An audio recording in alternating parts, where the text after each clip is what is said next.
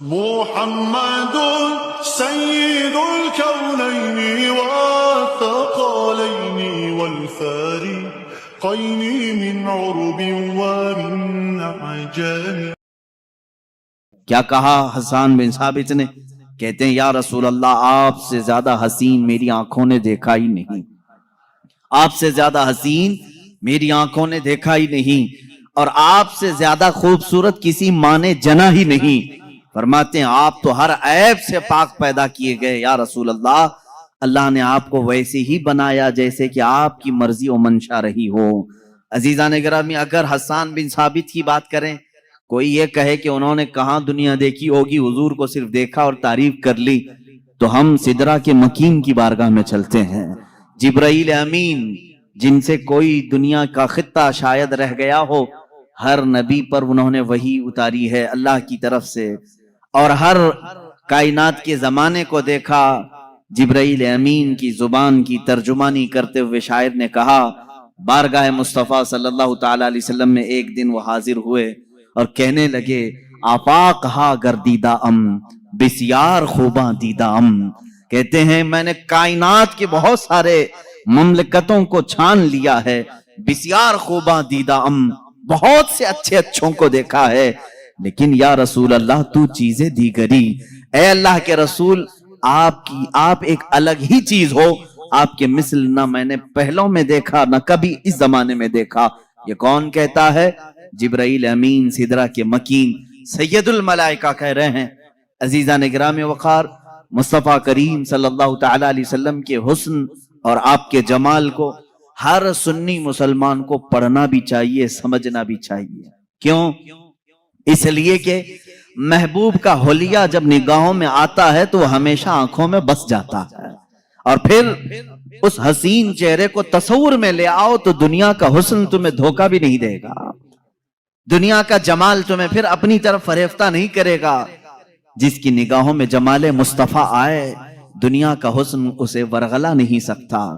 یہ تو ہماری کمزرفی ہے، یہ ہماری طرف سے کوتاہی و سستی ہے کہ ہم نے رخ مصطفیٰ کو پڑھا نہیں. صحابہ نے من وعن تصویر مصطفیٰ کتابوں میں لکھ دیا ہے. یا اور بات ہے کہ تصویر حضور اکرم صلی اللہ تعالی علیہ وسلم کی نہیں بنائی گئی، لیکن خد و خال پورے صحابہ نے اس طرح سے لکھ دیے کہ آج بھی اگر تم تنہائی میں بیٹھ کر کے ان خد و خال کی تصوراتی زندگی میں جاؤ گے، میرا یقین ہے کہ تمہیں دیدار مصطفیٰ نصیب ہوگا. اللہ کے حبیب صلی اللہ تعالی علیہ وسلم کی وہ تصویر تمہارے ذہن میں چھپ جائے گی. آج ہمارا عنوان سخن یہی ہے، بارگاہ مصطفیٰ صلی اللہ تعالی علیہ وسلم کے حسن و جمال، آپ کے خد و خال، آپ کا قد و قامت، آپ کا حلیہ مبارکہ. اس لیے کہ ہر مسلمان کو یہ جاننا بھی ضروری ہے کہ میرے نبی دکھتے کیسے تھے، وہ چلتے کیسے تھے، حضور پاک بات کرتے تو کیسے بات کرتے تھے، بیٹھتے تو کیسے بیٹھتے. اس لیے کہ خالی صرف ہمیں کہانیاں اور گیت سنانے کے لیے نہیں، قرآن نے حکم دیا ہے کہ رسول کی زندگی میں تمہارے لیے نمونہ عمل ہے. ہمارے لیے تو آئیڈیل ہیں، ہمارے لیے وہ آئیڈیل ہیں، تو ہمیں ان کی ہر چیز سیکھنا ضروری ہے. رسول کریم صلی اللہ تعالی علیہ وسلم کو اللہ تعالیٰ نے دنیا میں دونوں عظیم نعمتوں سے نوازا، حسن سیرت بھی عطا کیا، حسن صورت بھی عطا کیا. سیرت میں آپ کا مثل کوئی نہیں جو کل آپ نے سماعت کیا، اور صورت میں بھی آپ کے مثل کوئی نہیں. اللہ کے حبیب صلی اللہ تعالی علیہ وسلم کے مثل صورت کسی کی نہیں. صحابہ اکرام نے الگ الگ انداز میں حضور کی بارگاہ میں ترانے پیش کی ہیں، قصیدے، اور تعریف بھی کی ہے اللہ کے حبیب صلی اللہ تعالی علیہ وسلم کیسے تھے. لیکن ایک بات یاد رکھیں، حضور اکرم صلی اللہ تعالی علیہ وسلم کی جو خوبصورتی تھی وہ مثل آئینہ ہے. ایک بات سمجھ لیں کہ آئینے میں ہر آدمی اپنے ہی چہرے کو دیکھتا ہے، اور جس کا چہرہ بھدا ہو آئینے کا قصور نہیں ہے. ایک روایت سے میں اپنی اس گفتگو کو شروع کرتا ہوں. حضور پاک صلی اللہ تعالی علیہ وسلم صحابہ کے ساتھ بیٹھے تھے. ابو جہل آیا اور کہا محمد تم سے زیادہ بدصورت میں نے کسی کو نہیں دیکھا، معاذ اللہ رب العالمین. حضور پاک صلی اللہ علیہ وسلم نے کہا صدقتا، تو سچ کہہ رہا ہے. چلا گیا تھوڑی دیر کے بعد حضرت ابو بکر صدیق رضی اللہ تعالیٰ عنہ تشریف لائے. کہا یا رسول اللہ صلی اللہ علیہ وسلم آپ سے زیادہ حسین و جمیل میں نے کسی کو نہیں دیکھا. اللہ کے نبی صلی اللہ علیہ وسلم نے فرمایا صدقت یا ابو بکر، اے ابو بکر تو نے سچ کہا. صحابہ جو موجود تھے انہوں نے پوچھا ابو جہل سے بھی آپ نے کہا سچ کہا، صدیق اکبر سے بھی کہا تو سچ کہہ رہا ہے، دونوں سچے کیسے ہو سکتے ہیں؟ ایک نے آپ کی برائی کی، دوسرے نے آپ کی تعریف کی. اللہ کے حبیب صلی اللہ علیہ وسلم نے فرمایا اے میرے صحابہ، در حقیقت میرا رخ انور آئینے کی مثل ہے، جو مجھے دیکھتا ہے وہ اپنی سیرت کو دیکھتا ہے. ابو جہل نے اپنی قباحت کو دیکھا، اپنی برائی کی. صدیق نے اپنی خوشحالی کو دیکھا، اپنی خوبصورتی کو دیکھا اور میری تعریف کی. رخ مصطفیٰ ہے وہ آئینہ، حضور پاک صلی اللہ تعالی علیہ وسلم کے جمال جہاں آرا. اس کو اگر میں تصور میں لاؤں تو آج بڑے ادب و احترام کے ساتھ میں آپ سے گزارش کروں گا کہ نوجوانوں دل سنبھال کر، ہوش و حواس کو سنبھال کر میرے مصطفیٰ صلی اللہ تعالی علیہ وسلم کے قد و قامت، حلیہ اور حسن و جمال کو مکمل اپنے دل میں نقش کرنے کے عزم کے ساتھ بیٹھو، اس امید کے ساتھ بار الہا آج کی محفل ختم ہو، میں تصور میں آنکھیں بند کروں اور تیرے حبیب کا مجھے دیدار ہو جائے.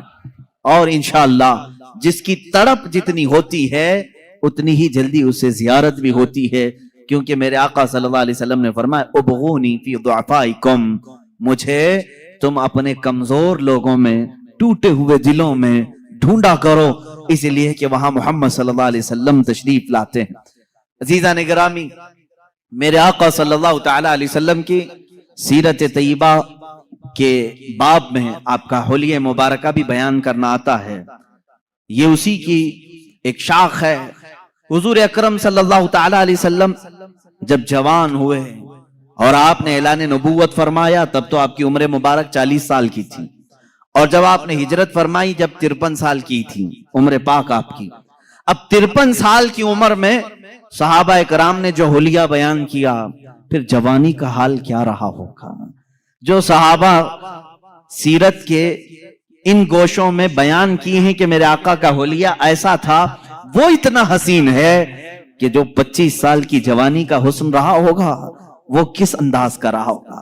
صحابہ میں حضرت سمرہ بن جندب رضی اللہ تعالیٰ عنہ، حضرت سمرہ بن جندب رضی اللہ تعالیٰ عنہ سے روایت ہے، حضرت برا بن عازب رضی اللہ تعالیٰ عنہ سے روایت ہے. کچھ صحابہ اکرام ہیں جنہوں نے حضور صلی اللہ علیہ وسلم کے حسن و جمال کو روایتوں میں نقل کیا. فرماتے ہیں 14ویں کی رات تھی، چاند افق پر طلوع تھا بڑے آب و تاب کے ساتھ، اور اسی رات کو اللہ کے نبی صلی اللہ تعالی علیہ وسلم اپنے حجر انور سے باہر تشریف لائے. آپ کے جسم اقدس پر سرخ رنگ کا دھاری دار جبہ تھا، لال رنگ کا جس میں دھاریاں تھیں. اللہ کے نبی صلی اللہ تعالی علیہ وسلم وہ زیبتن کر کے باہر آئے. صحابہ میں سے کہتے ہیں ہم ایک بار چاند کو دیکھتے، پھر ایک بار رسول پاک کو دیکھتے، ایک بار چاند کو دیکھتے پھر حضور کو دیکھتے. اخیر میں ہمارے دل و دماغ نے کہا چاند تو پھیکا پڑ گیا میرے روح محمدی صلی اللہ علیہ وسلم پر. میرے آقا صلی اللہ تعالی علیہ وسلم کے جسم اقدس کے سامنے چاند پھیکا لگتا تھا، اور حضور کا حسن وہ بھی سرخ دھاری دار جبے کے اندر. وہ کہتے ہیں ایسا لگتا تھا کہ پورے گلشن میں ایک گلاب کھلا ہوا ہے. اور اعلیٰ حضرت رضی اللہ تعالیٰ عنہ نے تو یوں فرمایا ہے کہ گلاب گلشن میں دیکھے ہیں لوگ، گلاب گلشن میں، لیکن مصطفیٰ کریم صلی اللہ تعالی علیہ وسلم کا حسن تو ایسا تھا کہ ایک گلاب میں سارا گلشن کھلا ہوا تھا، سارا گلشن کھلا ہوا تھا. صحابہ اکرام رضوان اللہ تعالی علیہ مجمعین نے، کئی صحابہ نے سورج سے تشبیہ دی، کہا میرے آقا صلی اللہ تعالی علیہ وسلم سورج سے زیادہ خوبصورت دکھتے تھے. صحابہ سے کسی نے پوچھا، آپ نے کہا سورج سے زیادہ خوبصورت؟ سورج کو تو کوئی دیکھ ہی نہیں سکتا. حضور پاک صلی اللہ تعالی علیہ وسلم کے حسن و جمال کو لوگ دیکھنے کے لیے وارفتہ ہوتے. اس صحابی نے کہا میں نے وہ دوپہر والا سورج نہیں کہا، وہ چاشت والا سورج کہا ہے، جس کو دیکھنے سے ہڈیوں میں بھی طاقت آتی ہے، جس کی روشنی سے بدن میں بھی قوت آتی ہے. اس کو ضحیٰ کہتے ہیں. قرآن پاک میں بھی وَالضُّحَىٰ وَاللَّيْلِ اِذَا سَجَىٰ، قرآن میں جو آیتیں آئی ہیں दुहा कहते हैं नाश्ते के वक्त जो सूरज निकला रहता है 8 बजे से लेकर 9 बजे के बीच, जिसकी हल्की हल्की सी रोशनी तुम्हारे जिस्म पर अभी अभी गर्माहट पैदा करती है और उस वक्त सूरज की टिकिया पर तुम्हारी निगाहें भी टिकती हैं, इस सूरज को कहते हैं दुहा। चाश्त के वक्त वाला सूरज जो पूरी किरणें दुनिया में फैला चुका होता है, और अल्लाह रब्बुल इज्जत ने खुद रुखे मुस्तफा को वो सुबह के सूरज से तशबीह दी है। अजीजान गिरामी, अब यहाँ तशबीहात बहुत सारी हैं, सहाबा इकराम ने अलग अलग तशबीहें दी। बाद सहाबा ने कहा वो 14वीं का चांद जब चमकता था, हुजूर अकरम सल्लल्लाहु तआला अलैहि वसल्लम के हुस्न के आगे वो फीका था। और बाद सहाबा ने कहा सूरज के मिसल, लेकिन एक शायर ने कहा है चांद से तशबीह देना ये भी क्या इंसाफ है, चांद से तशबीह देना ये भी क्या इंसाफ है, चांद में तो दाग है हजरत का चेहरा साफ है। ये शायर ने कहा चांद में तो कभी हम 14वीं को देख के चांद को देखते हैं उसमें दाग नजर आते हैं, और शायर ने कहा चांद से तशबीह देना ये भी क्या इंसाफ है, चांद में तो दाग है हजरत का चेहरा साफ है। मेरे आका सल्लल्लाहु तआला अलैहि वसल्लम के रुखे अनवर पर एक धब्बा भी नहीं था, कभी एक कोई इस तरह की फुंसी नहीं आई जिससे लोग कबाहत कर सकते हो, कराहत कर सकते हो। अब जिसमें अतहर का जो हुलिया सीरत में बयान किया गया है वो तवज्जो से सुने। अल्लाह के हबीब सल्लल्लाहु तआला अलैहि वसल्लम कद्दो कामत में न बहुत ज्यादा लंबे थे और न पस्त कद थे, दरमियानी कद, लेकिन वो भी इस कमाल का कि अगर 1000 के मजमे में हो तो सबसे बुलंद मेरे आका नजर आते थे। ये कद्दो कामत, सहाबा ने फरमाया वो बहुत ज्यादा लंबे नहीं थे, बहुत ज्यादा पस्त कद भी नहीं थे, दरमियानी कद, लेकिन 1 लाख सहाबा के दरमियान भी होते हुजूर का चेहरा सबसे नुमाया नजर आता और सबसे बुलंद नजर आता। ये तो मेरे आका का मौजज़ा भी था। कद्दो कामत के मुतालिक सहाबा ने ये फरमाया, और उसके बाद सहाबा ने उम्मुल मोमिनीन आयशा सिद्दीका रज़ियल्लाहु ताला, उम्मे सलमा रज़ियल्लाहु ताला, ये वो सहाबा और सहाबियात और अज़वाज की तज़किरे में कर रहा हूं जिन्होंने मेरे आका सल्लल्लाहु तआला अलैहि वसल्लम के साथ अपनी जिंदगी के लम्हात बिताए हैं और सोहबत पाई है। उन्होंने तारीख में हुजूर का हुलिया रकम किया है।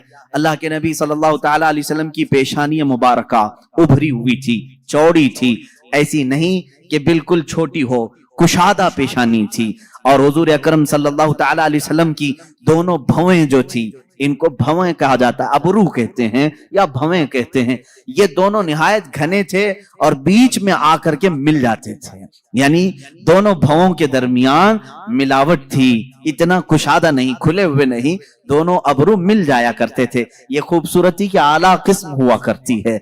और हुजूर पाक सल्लल्लाहु तआला अलैहि वसल्लम की पलकें निहायत घनी और लंबी थी।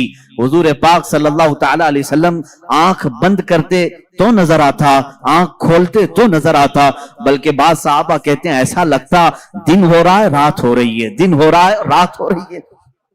आंखों में ये जो पलकें थी काफी घनी थी।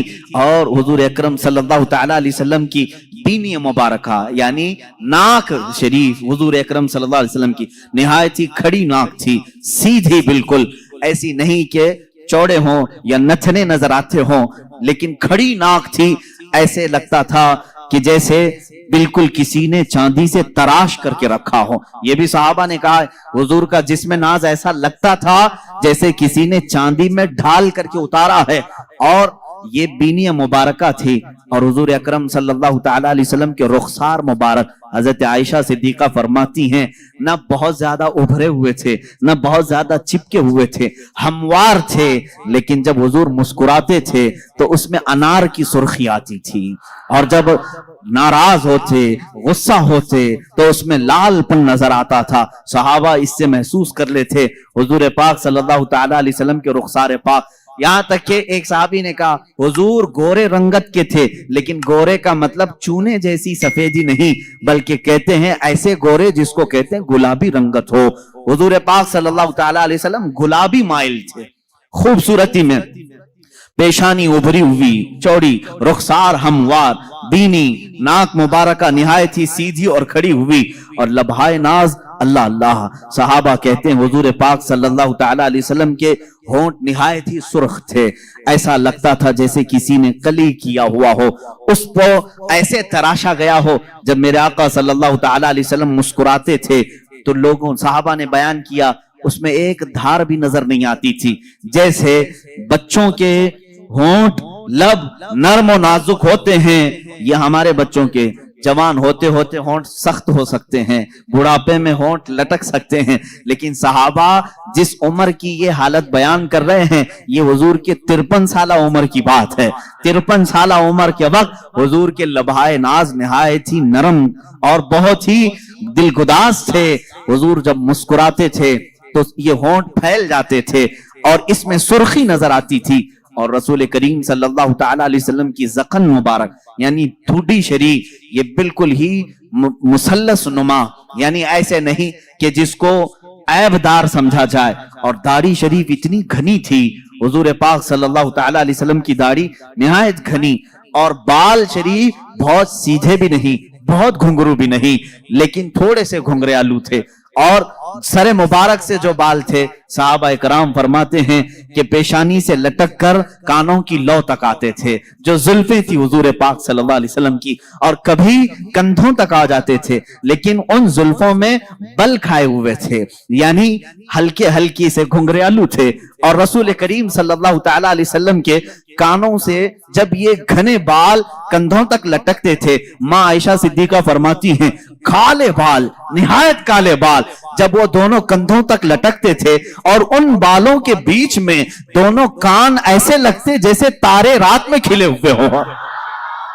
दो बड़े सितारे इन घने बालों के दरमियान खिले हुए हों। सहाबा कहते हैं इसी तरह से नजर आते थे, क्योंकि कानों में बिल्कुल सफेदी थी, बहुत ही रोशनी थी, और बाल निहायत ही रंग काले, और इन काली रंगत में जब वो सफेद रंग के कान हों यकीनन वो खूबसूरत होंगे, यकीनन वो तारे से ज्यादा खूबसूरत लगते होंगे। अब गर्दन मुबारक जो थी सहाबा कहते हैं सुराही नुमा थी, ऐसे जैसे कि हुजूर अकरम सल्लल्लाहु अलैहि वसल्लम पानी पी रहे हों तो सहाबा को ये तक नजर आता था कि पानी उतर रहा है, जैसे शीशे के अंदर सुराही में पानी डाला जाए।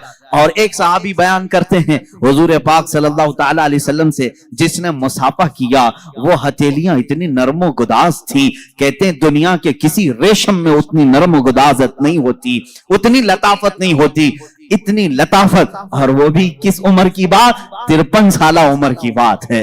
हाथ जवान होते होते सख्त होने लगते हैं, बच्चों के तो हम समझ लेंगे कि नरम होंगे, लेकिन जवानी में हाथ छूते हुए मेहनत करते हुए सख्त हो सकते हैं। सहाबा ने जो हुलिया बयान किया है ये रसूल करीम सल्लल्लाहु अलैहि वसल्लम के 53 साल के बाद का हुलिया है, और इतने नरम कि जो एक मर्तबा मुसाफा करे उसको ऐसा लगता कि मैंने अपने हाथ किसी दीबाजे में किसी रेशम की कान में रख दिया है। और जिन सहाबा ने हुजूर सल्लल्लाहु तआला अलैहि वसल्लम के बाजुए मुबारका पकड़े हैं वो कहते हैं ऐसा लगता था जैसे किसी नरम रूई को हमने पकड़ा है, लेकिन उसकी ताकत का अंदाजा किसको है, उसकी ताकत का अंदाजा किसको है। अजीजा ने गिरामी रसूल करीम सल्लल्लाहु तआला अलैहि वसल्लम के बाजुए मुबारका भी सहाबा ने लिखे। इतना कुर्बान जाओ सहाबा के इश्क पर कि किसी और का हुलिया ऐसा लिखा ही नहीं होगा पूरी दुनिया में कि सहाबा ने जिस तरह से बयान किया है। हत्ता के पूरी 63 साल उम्र पाक आई मेरे आका की, सहाबा कहते हैं हुजूर सल्लल्लाहु अलैहि वसल्लम के पूरे बाल काले ही रहे, दाढ़ी मुबारका काली रही। इन पूरे दाढ़ी और सर के बालों में सहाबा कहते हैं 14 बाल सफेद आए थे। कितने? 14 बाल सफेद आए थे। अल्लाह अल्लाह, सहाबा का ये इश्क था, वो हुजूर पाक के सफेद बाल तक गिन करके रखते थे। वो सहाबा जानिसार थे, हर अज़ू को हर अदा को उन्होंने तहरीर में लाया है। अल्लाह के नबी सल्लल्लाहु तआला अलैहि वसल्लम की इस सूरत मुबारका में जो बातें मैंने अर्ज की, गर्दन सुराही नुमा, माँ आयशा सिद्दीका फरमाती है शिकम पाक कैसा था, कहती हैं सीना जिस तरह से था उतना ही पेट मुबारक भी था। शिकम ना सीने से बाहर आया हुआ था, और सीना कैसा था, वो कहते हैं निहायत ही मजबूत, बिल्कुल सीधा और काफी कुशादा सीना था। रसूल करीम सल्लल्लाहु ताला अलैहि वसल्लम का सीना काफी कुशादा, और पेट मुबारक का सीने से बाहर आया हुआ नहीं था, बिल्कुल सीने के बराबर था। और माँ आयशा सिद्दीक़ा रज़ियल्लाहु ताला अन्हा ने अब कदमहाए नाज को भी बताया है। अल्लाह अल्लाह, रसूल करीम सल्लल्लाहु ताला अलैहि वसल्लम के पैर मुबारक इस कदर हसीन और जमील थे, कहते हैं कि उनके पैरों के अंदर एक अजीब तासीर ये थी कि वो पत्थर पर रखते थे तो निशान आ जाता था। थे इतने नरम और नाजुक कि अगर हम हाथ में ले लें तो रूई का सा एहसास हो, लेकिन जब वो सख्त पत्थर पर मेरे आका कदम रखते तो पत्थर नरम होता और नक्शे रसूल पाक, कदमे रसूल पाक को अपने सीने में ले लेता। रसूल करीम सल्लल्लाहु ताला अलैहि वसल्लम के कफे पा, हुजूर पाक के कदमे पाक के नक्श को बहुत सारी जगहों पर महफूज किया गया। आज भी पत्थरों पर हुजूर का नक्शे पा मिलता है। अल्लाह के हबीब सल्लल्लाहु ताला अलैहि वसल्लम के कदमहाए नाज हैं। रसूल करीम सल्लल्लाहु ताला अलैहि वसल्लम के दंदाने मुबारक, दांत मुबारक, हजरत आयशा फरमाती है हर दांत से अलग नूर निकलता था, हर दांत से अलग नूर निकलता था। एक मर्तबा आयशा सिद्दीक़ा रज़ियल्लाहु ताला अन्हा फरमाती हैं, मैं घर में बैठी अपने कपड़ा सी रही थी और अंधेरा था, मैं अंधेरे में ही कपड़ा सिल रही थी। इसी असना में रसूल करीम सल्लल्लाहु ताला अलैहि वसल्लम मेरे हुजरे के करीब आए। मैंने कपड़ा समेटना चाहा, सुई मेरे हाथ से गिर गई। हुजरे में सुई कहाँ नजर आए, अंधेरे में। अल्लाह के हबीब सल्लल्लाहु ताला अलैहि वसल्लम हुजरे में दाखिल हुए और प्यार से हजरत आयशा को हुमैरा कहा जाता था।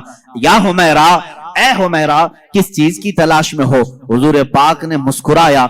जब मुस्कुराते थे तो चार दंदाने मुबारका हुजूर के नजर आते थे। हजरत आयशा फरमाती हैं उन दांतों से इतनी रोशनी निकली कि मेरी गुमशुदा सुई मुझे मिल गई। चार दंदाने मुबारका की रोशनी से हुजरे में इतनी रोशनी आई थी कि हजरत आयशा फरमाती है मेरी गुमी हुई सुई मुझे वापस मिल गई। रसूल करीम सल्लल्लाहु ताला अलैहि वसल्लम की जुबान मुबारका, दंदाने मुबारका, गर्दन मुबारक, रुखसार मुबारक, लबहाए नाज, आंखें हुजूर अकरम सल्लल्लाहु ताला अलैहि वसल्लम की कैसी थी? हजरत समुरा बिन जुंदुब रज़ियल्लाहु ताला, बरा बिन आजिब रज़ियल्लाहु ताला, खुद माँ आयशा सिद्दीक़ा रज़ियल्लाहु ताला ना फरमाती हैं अल्लाह के नबी सल्लल्लाहु ताला अलैहि वसल्लम की आंखें काफी कुशादा, बड़ी बड़ी आंखें थी। इतनी बड़ी भी नहीं कि देखने वाले को ऐब लगे, बहुत छोटी भी नहीं पतली, लेकिन इसको बड़ी आंखें कहा जाता है। जिसकी बड़ी आंखें होती हैं वो खूबसूरती की एक किस्म होती है। बड़ी आंखें होना खूबसूरती की एक किस्म है।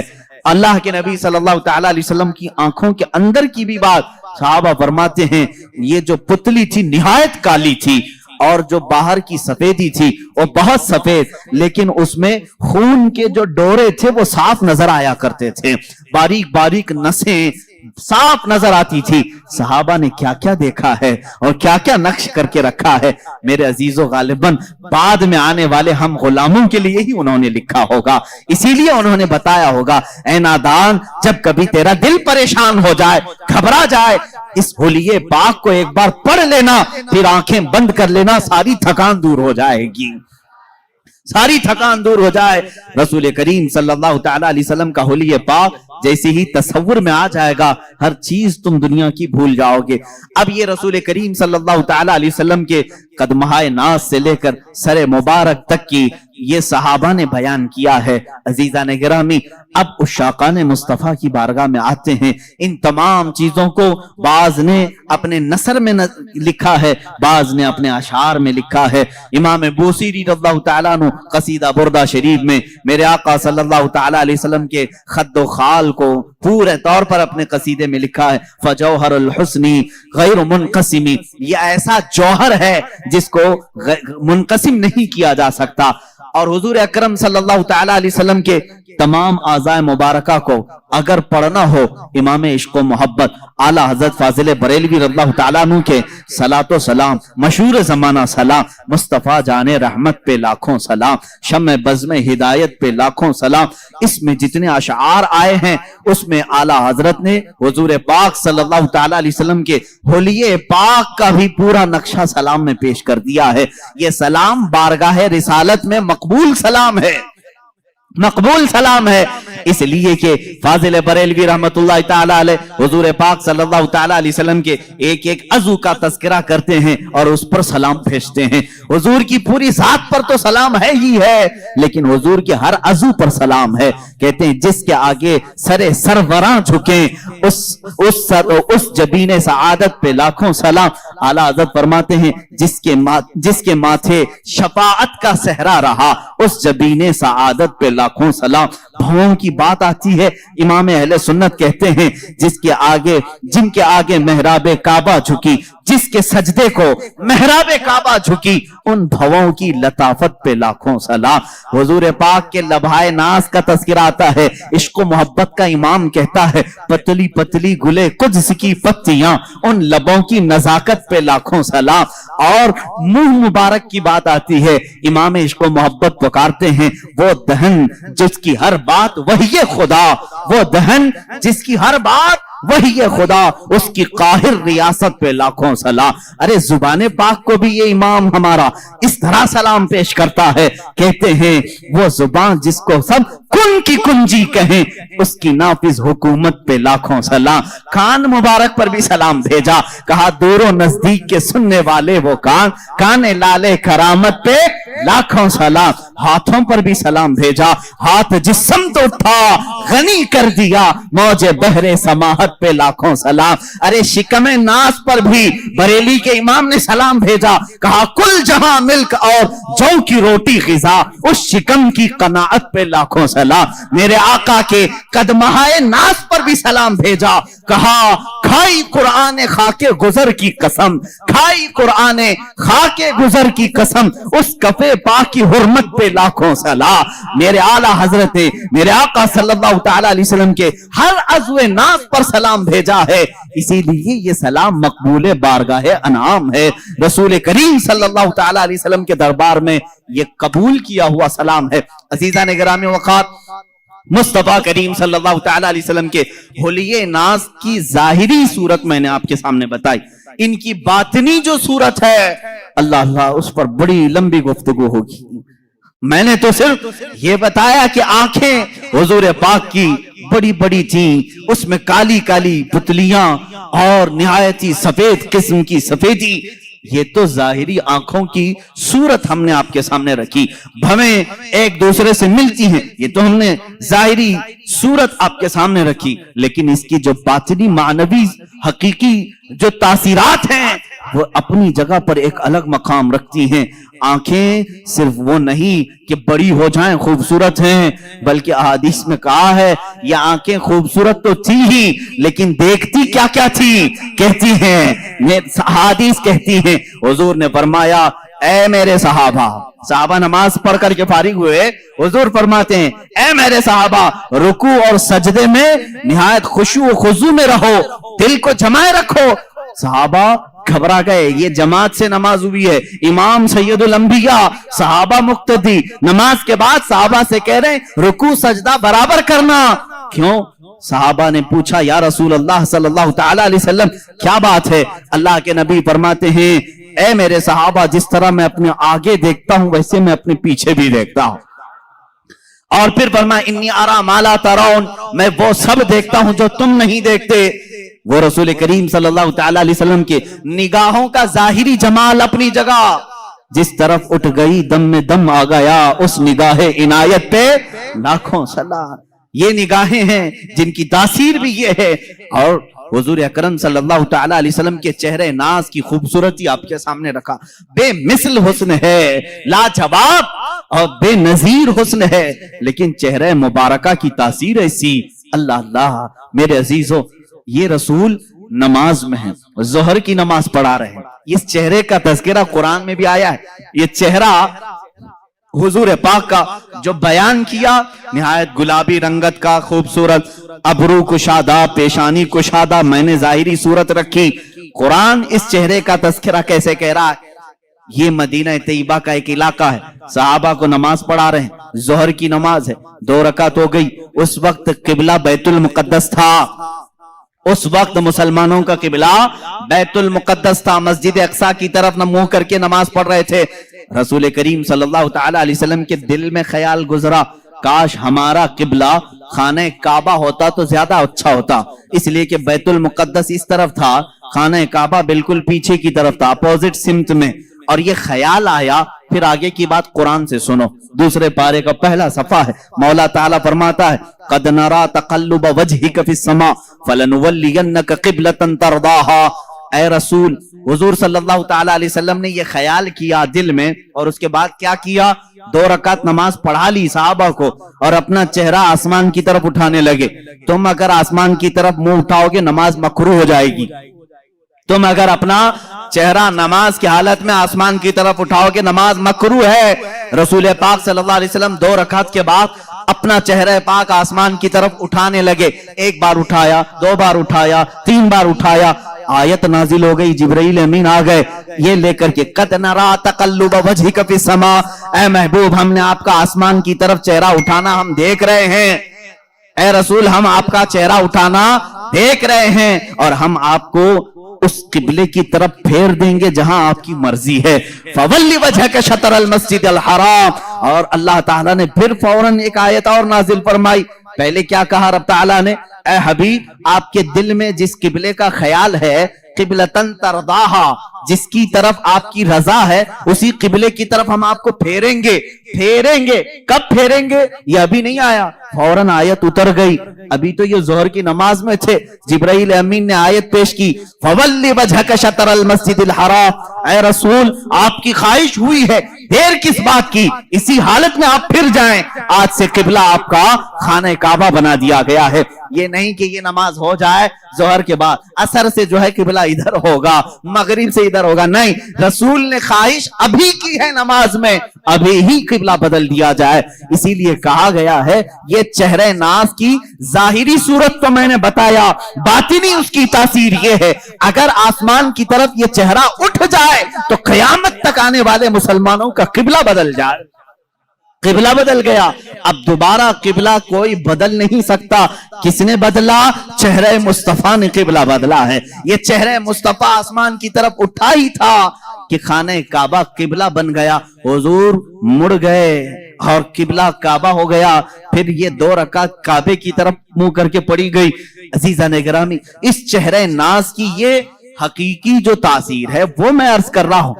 ایک ظاہری حسن و جمال ہے، ایک باطنی حسن و جمال ہے. دونوں جمال کے ساتھ میرے آقا صلی اللہ تعالیٰ علیہ وسلم اس دنیا میں تھے. اب یہاں میں اگر بتا دوں، ایک صحابی کہتے ہیں حضور صلی اللہ تعالیٰ علیہ وسلم کا جو حقیقی حسن و جمال تھا وہ تو کسی نے دیکھا ہی نہیں، کسی نے دیکھا نہیں. کیونکہ خود میرے آقا صلی اللہ تعالیٰ علیہ وسلم فرماتے ہیں میری حقیقت کو میرے رب کے سوا کوئی نہیں جانتا، کوئی نہیں جانتا. حقیقت محمدیہ کیا ہے یہ کوئی نہیں جانتا. میں مصر میں تھا اور وہاں پر ایک شیخ تھے، نابینا تھے، بڑے پائے کے بزرگ ہیں. 14 سال سے وہ صرف حقیقت محمدیہ پر جمعہ پڑھا رہے ہیں، خطبہ دے رہے ہیں. 14 سال ہو گئے اور اسی پر گفتگو ہے. آج تک ان کی مکمل نہیں ہوئی. ابھی بھی خبر یہ ملی تھی، اب تک وہ گفتگو کر رہے ہیں ہر جمعہ حقیقت محمدیہ. میرے عزیزو، اسی لیے کہا گیا ہے کہ سارے قلم ٹوٹ گئے، زبانیں خشک ہو گئی، لیکن رسول اللہ صلی اللہ تعالیٰ علیہ وسلم کے اوصاف کا حق کسی نے ادا نہیں کیا. لا یمکن الثناء کما کان حقہ، جیسا ان کا حق ہے ویسی ثنا ہو ہی نہیں سکے گی. میں اب یہاں اس صحابی رسول کی بات عرض کرتا ہوں جنہوں نے یہ فرمایا رسول پاک کا حقیقی حسن و جمال کسی نے دیکھا ہی نہیں. اس لیے کہ اس صحابی نے فرمایا میں نے رسول کریم صلی اللہ تعالیٰ علیہ وسلم سے سنا ہے اگر میرے حسن و جمال کو آشکار کر دیا جائے تو کسی کی آنکھیں دیکھنے کی تاب بھی نہیں لا سکیں گی، دیکھنے کی تاب بھی نہیں لا سکیں گی. اس سے ریلیٹڈ روایت ہمیں یہ ملتی ہے جب معراج مصطفیٰ ہوئی، میرے آقا صلی اللہ تعالیٰ علیہ وسلم آسمانوں پر بلائے گئے. آسمانوں پر آپ کو معراج کا سفر معلوم ہے، وہ نہایت ہی اعلیٰ شان والا سفر ہے. جبرائیل امین آئے ہیں، بڑے ناز و انداز کے ساتھ لے جایا جا رہا ہے. انبیاء کے ساتھ انہیں تعارف کرایا گیا یا امامت کروائی رسول کریم صلی اللہ تعالیٰ علیہ وسلم کی. اس کے بعد آسمانوں کا سفر. ایک روایت یہ ملتی ہے جنت کے جو فرشتے ہیں وہ جنت کی مشعلیں روشن کرنے لگے. जन्नत की मिसालें। जाहिर सी बात है, दूल्हा आ रहा हो तो आप या तो फूल लेकर खड़े होंगे, लेकिन वो रात का मंजर था, लालटेन जिस तरह से कहें आप, या शमع रोशन करके फरिश्ते खड़े थे, जन्नत की मिसालें रोशन की जा रही थी। रब्बे जुल जलाल बहुत बेहतर जानता है, लेकिन वो अपने हबीब की शान बयान करना चाहता है। फरिश्तों से फरमाया, ऐ मलाइका, ये मिसालें क्यों रोशन कर रहे हो? फरिश्तों ने अर्ज किया, मौला, तेरे हबीब के इस्तकबाल में, तेरा हबीब मेराज के सफर पर है और तेरे कुर्ब की मंजिलें तय कर रहा है, हम उसकी आमद के इंतजार में, हम उसके इस्तकबाल में ये मिसालें रोशन कर रहे हैं। रब्बे जुल जलाल ने फरमाया, ऐ मलाइका, ये मिसालें रख दो, इसलिए कि मैं अपने नबी के, अपने हबीब के चेहरे पर 70,000 हिजाबात रखा हूं, 70,000 पर्दे रखा हूं। अगर उनमें से एक पर्दा मेरा हबीब उठाए, एक आसमान से दूसरे आसमान के दरमियान खूब रोशनी हो जाए। एक पर्दा हटाया जाए तो सारे दो आसमानों के बीच का हिस्सा रोशन हो जाए। अल्लाह ने इतने हिजाबात में मुस्तफा करीम सल्लल्लाहु अलैहि वसल्लम को दुनिया में भेजा। इसीलिए बाज बुजुर्गों ने फरमाया, मेरे आका नूर हैं, लिबासे बशर में दुनिया में आए। एक बात याद रखें, सुन्नियों पर एक बड़ी तोहमत लगाई जाती है कि ये रसूल पाक को इंसान नहीं मानते, ये सिर्फ नूर कहते हैं, सिर्फ नूर। नहीं मेरे अजीज, नूर भी हैं, बशर भी हैं। बशर के लिबास में दुनिया में तशरीफ लाए और जब आसमानों पर सफर किए वो अपने नूरानी सूरत में तशरीफ ले गए। मेरे नबी की दो हैसियतें हैं, जमीन पर बशरी हैसियत है, आसमानों पर नूरी हैसियत है। इसीलिए कि मेरे आका ने खुद फरमाया हज़रत जाबिर से, ऐ जाबिर, अल्लाह ने सारी मखलूकात में सबसे पहले तेरे नबी के नूर को पैदा किया, तेरे नबी के नूर को पैदा किया। अब जो नूर ना हो उसका आसमानों का सफर भी मुश्किल है। वजह यह, मलाइका सफर करते हैं, आसमान क्या है? ये बादल नहीं, ये धुआं नहीं कि इसमें से उड़ के चले जाएं। एक दबेज पर्दा है, जमीन से ज्यादा सख्त है आसमान, खोदो तो खोदा भी नहीं जा सकेगा। किन चीजों से? बड़े अलग अलग धात हैं, मादनियात, जिसको आप कहें मेटल। आसमान, हर आसमान अलग अलग मेटल का है और उसमें दरवाजे हैं, बाज़ाब्ता खोले जाते हैं। ये हमारी निगाहों ने तो नहीं देखा। अब इन आसमानों से कोई सफर करे लिबासे बशर में, मैं समझता हूं ये मुश्किल है। अब ये आसमानों को फाड़े बगैर, तोड़े बगैर, जैसे फलसफियों का इजराम फल्किया, उन्होंने इनकार किया मेराज मुस्तफा का। बाज फलसफी कहे आसमान टूट ही नहीं सकता, उसमें से कोई जाएगा कैसे? लिहाजा रसूल गए ही नहीं ऊपर, कैसे जा सकते हैं? फलसफी जो है वो अकल के दिलदादा होते हैं बेचारे, जितनी समझ में आए उतना ही कहेंगे। ये दिखता तो नहीं है, इसलिए जा नहीं सकता कोई आसमान के अंदर। उसको एक मुहक्किक ने समझाया है, मेरे अजीज आप मुझे देखो, मैं चश्मा पहना हुआ हूं, चश्मा पहना हुआ हूं, और जाहिर सी बात है चश्मा क्यों पहनते हैं? थोड़ा सा ज्यादा नजर आए। अब जाहिर सी बात है मेरी आंखों के सामने जो चश्मा है इस पर शीशे लगे हुए हैं। अब देखने वाली जो चीज हमारे अंदर होती है वो क्या है? आंखों के अंदर नूर का एक हल्का दाना होता है, नूर का एक हल्का जर्रा होता है। अगर वो नूर मर गया तो तुम्हारी आंखें भी अंधी हो गई। हर इंसान की आंख में नूर, इसीलिए तो हम कहते हैं ना, आंख अता कीजिए उसमें ज्यादा। और आंखों का नूर, नूर क्यों कहा जाता है? हर आंख के अंदर नूर का एक जर्रा है और वही देखने के काबिल भी होता है। जब हमने आंख खोली, चश्मा लगा हुआ है, वो नूर का जो जर्रा है क्या मेरे चश्मे को फाड़ करके बाहर देख रहा है? उसको यहां से बाहर आने के लिए क्या चश्मे की ऐनक फाड़ना पड़ रहा है? नहीं, चश्मे की ऐनक वैसी ही है, वो नूर का जर्रा वही है, लेकिन इस चश्मे के बाहर जितनी चीजें हैं सबको वो देखता है, सारी चीजों की तस्वीर खींचता है और अपनी आंखों में अंदर लेता है। नूर को किसी चीज के खर्क फाड़ने की एहतियात जरूरत नहीं पेश आती। इसीलिए तो तुम्हें कहना होगा कि मुस्तफा करीम सल्लल्लाहु ताला अलैहि वसल्लम को जब आसमाने उला पर मलाइका के सफर जिब्राइल अमीन के साथ ले जाया जा रहा था, तब आपकी हैसियत नूरी थी, और नूर जब जाता है तो किसी भी चीज को फाड़ने की जरूरत नहीं पेश आती, वो गुजर जाता है। अजीजा ने गिराम वकार, इसीलिए कहा اللہ رب العزت نے معراج کی رات میں اپنے نبی کے حسن پر 70,000 حجابات رکھا ہوں. اگر ایک حجاب ہٹا دیا جائے تو اس کے نور سے دو آسمانوں کے بیچ روشنی ہو جائے. یہ رسول کریم صلی اللہ تعالی علیہ وسلم کے چہرے جمال جہاں آرا کی جو باطنی صورت ہے. میں نے ظاہری صورت بتائی، باطنی اور معنوی حقیقی جو صورت ہے وہ تو ہم میں سے کون سمجھ سکے گا. اسی لیے سیدنا رسول کریم صلی اللہ تعالی علیہ وسلم نے فرمایا میری حقیقت کو میرے رب کے سوا کوئی نہیں جانتا. اب جو گوشت مبارک ہیں یعنی کان مبارک ہیں ان کو تو میں نے بتایا. ماں عائشہ صدیقہ فرماتی ہیں زلفہائے ناز میں ایسے لگتے تھے جیسے کھلے ہوئے رات میں تارے ہوں. یہ ظاہری خوبصورتی ہے، لیکن اس کی باطنی جمال، اس کا باطنی حسن، وہ کہاں تک سنتے تھے، کیا کیا سنتے تھے، یہ تو تم اندازہ بھی نہیں کر سکتے. ایک بار رسول کریم صلی اللہ تعالی علیہ وسلم تشریف فرما ہے، اچانک آپ مسکرانے لگے. صحابہ کی مجمع میں مسکرانے لگے. کہا یا رسول اللہ صلی اللہ تعالی علیہ وسلم آج کس بات پر مسکراہٹ ہے؟ کہا میں فرشتوں کی گفتگو سن رہا تھا، اس پر مجھے ہنسی آ گئی. کہاں ملائکہ کی گفتگو ہو رہی ہے جنت کے آگے اور ان کی گفتگو پر مجھے ہنسی آ گئی. کیا گفتگو کر رہے تھے وہ ایک الگ لمبی حدیث ہے. صحابہ کرام رسول کریم صلی اللہ تعالی علیہ وسلم سے پوچھتے ہیں کہ یہ کیا گفتگو چل رہی تھی ملائکہ میں.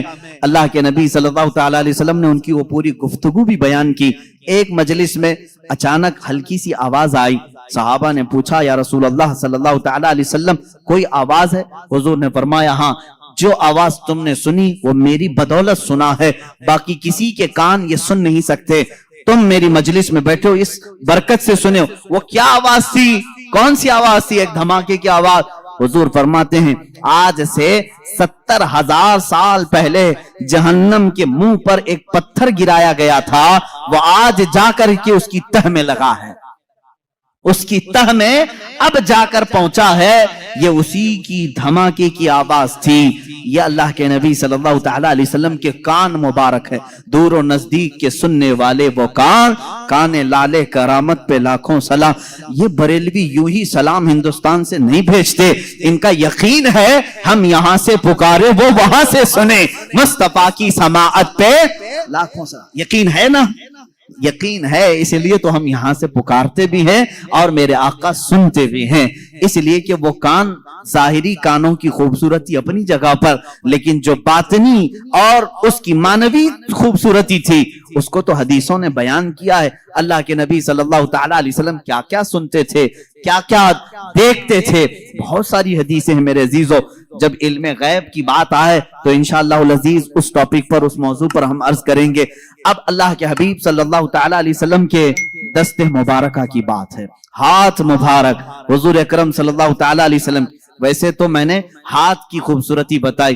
ہاتھ بہت لمبے بھی نہیں تھے، بہت چھوٹے بھی نہیں تھے. ہتھیلیاں اتنی نرم تھیں جیسے کوئی مصافحہ کرے تو ایسا لگے کہ ریشم کے کپڑے میں اس نے اپنا ہاتھ رکھا ہو. نرم ملائم سوز و گداز اس کے اندر تھا. لیکن اس کی طاقت و قوت کا حال یہ تھا، اس کی طاقت و قوت کا یہ حال تھا کہ حضور اکرم صلی اللہ تعالی علیہ وسلم نے ان ہاتھوں کو جہاں رکھا کیا کیا ہوا. ایک صحابی ہیں چھوٹی عمر کے تھے، ان کے سر پر حضور صلی اللہ علیہ وسلم نے ہاتھ پھیرا اور کہا اللہ تجھے برکت عطا کرے. ان کی عمر 94 سال کی ہوئی، 94 سال کی، اور ان کے پورے سر میں ایک بال بھی سفید نہیں تھا. ایک بال. حضور کا دستے میں باقی داڑھی سفید، مونچھ سفید، بھویں سفید، بال چہرے سر کے ایک بھی سفید نہیں، اسی لیے کہ دستے مبارکہ میرے آقا نے اس پر رکھا تھا. اور اتنا ہی نہیں، یہ دستے مبارکہ کی تاثیر حقیقی جو باطنی خوبصورتی ہے. ایک صحابی کہتے ہیں ہم رات کے وقت حضور کی مجلس میں بیٹھتے تھے، لیکن جب جانا ہوتا تو اندھیرا ہوتا. ایک بار ہم نے شکایت کی کہ یا رسول اللہ صلی اللہ علیہ وسلم روشنی نہیں ہے، بہت اندھیرا ہے، جائیں تو کیسے جائیں، کہیں راستے میں بھٹک نہ جائیں یا کہیں کھائی میں گر نہ جائیں. رسول کریم صلی اللہ تعالی علیہ وسلم نے فرمایا قریب کوئی لکڑی پڑی ہے لیتے آؤ. قریب ایک لکڑی پڑی ہوئی تھی، صحابہ نے پیش کر دیا. اللہ کے نبی صلی اللہ علیہ وسلم نے اس لکڑی پر مسح کیا، اپنے ہاتھ سے مسح کیا اور کہا اس لکڑی کو لے جاؤ یہ اجالا دے گی۔ وہ صحابہ کہتے ہیں ہم باہر آئے تو اس کی ہر شاخ سے نور کی شعاعیں پھوٹ رہی تھی، اتنی روشنی کہ پوری گلی روشن ہوئی۔ اب وہ 3 صحابہ تھے، کہتے ایک موڑ پر ہمیں راستہ بدلنا تھا، ایک کو ادھر جانا تھا، ایک کو ادھر، ایک کو ادھر، اب کیا کریں؟ ایک روشنی کا کمکمہ حضور نے دیا تھا۔ تینوں نے کہا ہم 3 ٹکڑے کرتے ہیں اور اپنے اپنے گھر لے جاتے ہیں۔ تینوں ٹکڑے کیے، ہر ٹکڑے سے وہی روشنی آ رہی تھی۔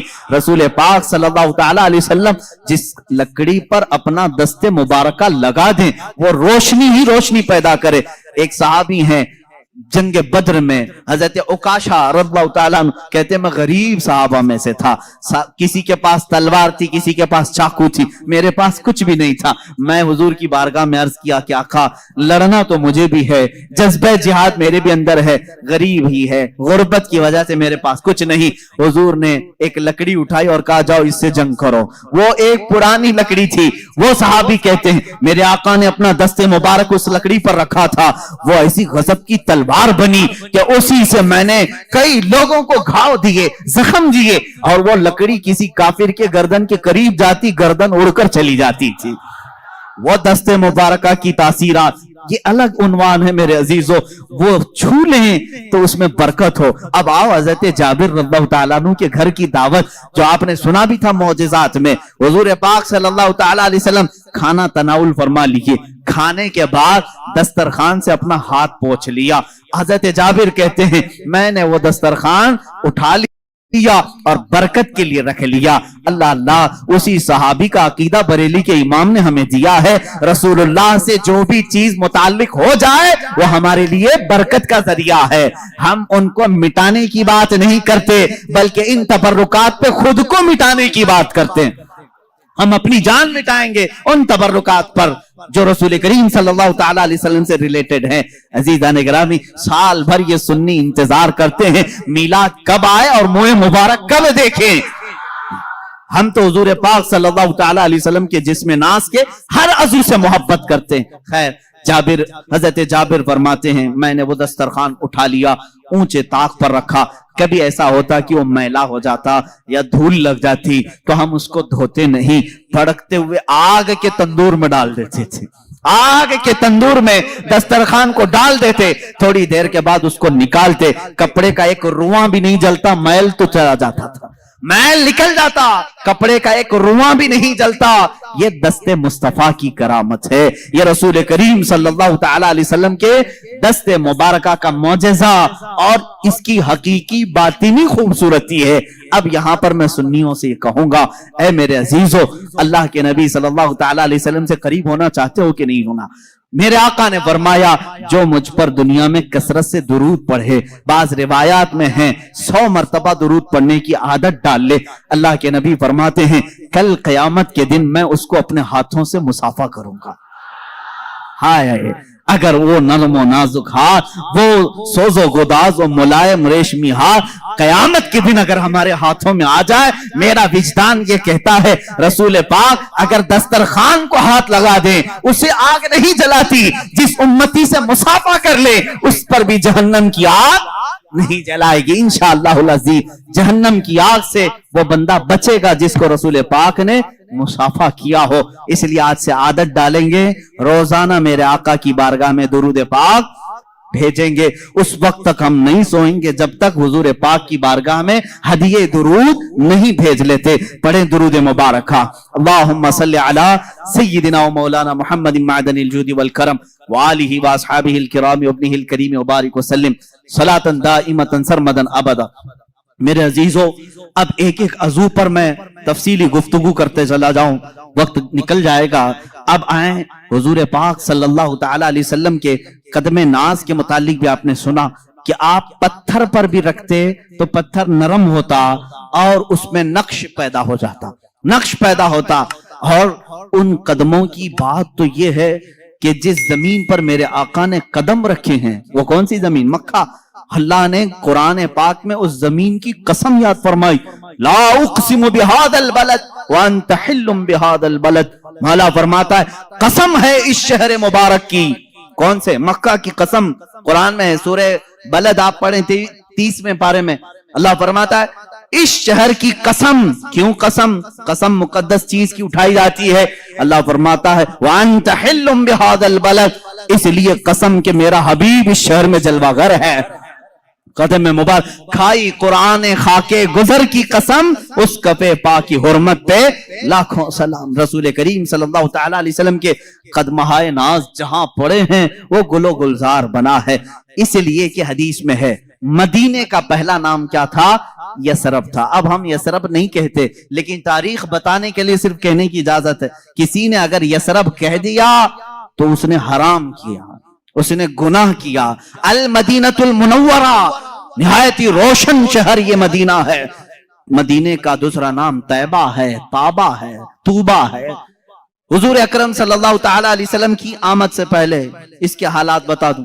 یثرب کہتے ہیں بیماریوں کے مرکز کو، جہاں ہر طرح کی بیماریاں، طرح طرح کی بیماریاں رہتی ہوں، وہ یثرب تھا. یہ شہر یہاں جو جاتا وہ بیمار ہو کے آ جاتا. اور اس شہر میں بلائیں عام تھی، وبائیں عام تھی، لوگ بیمار ہوتے، مرتے، طرح طرح کے قسم قسم کے بخار آتے تھے.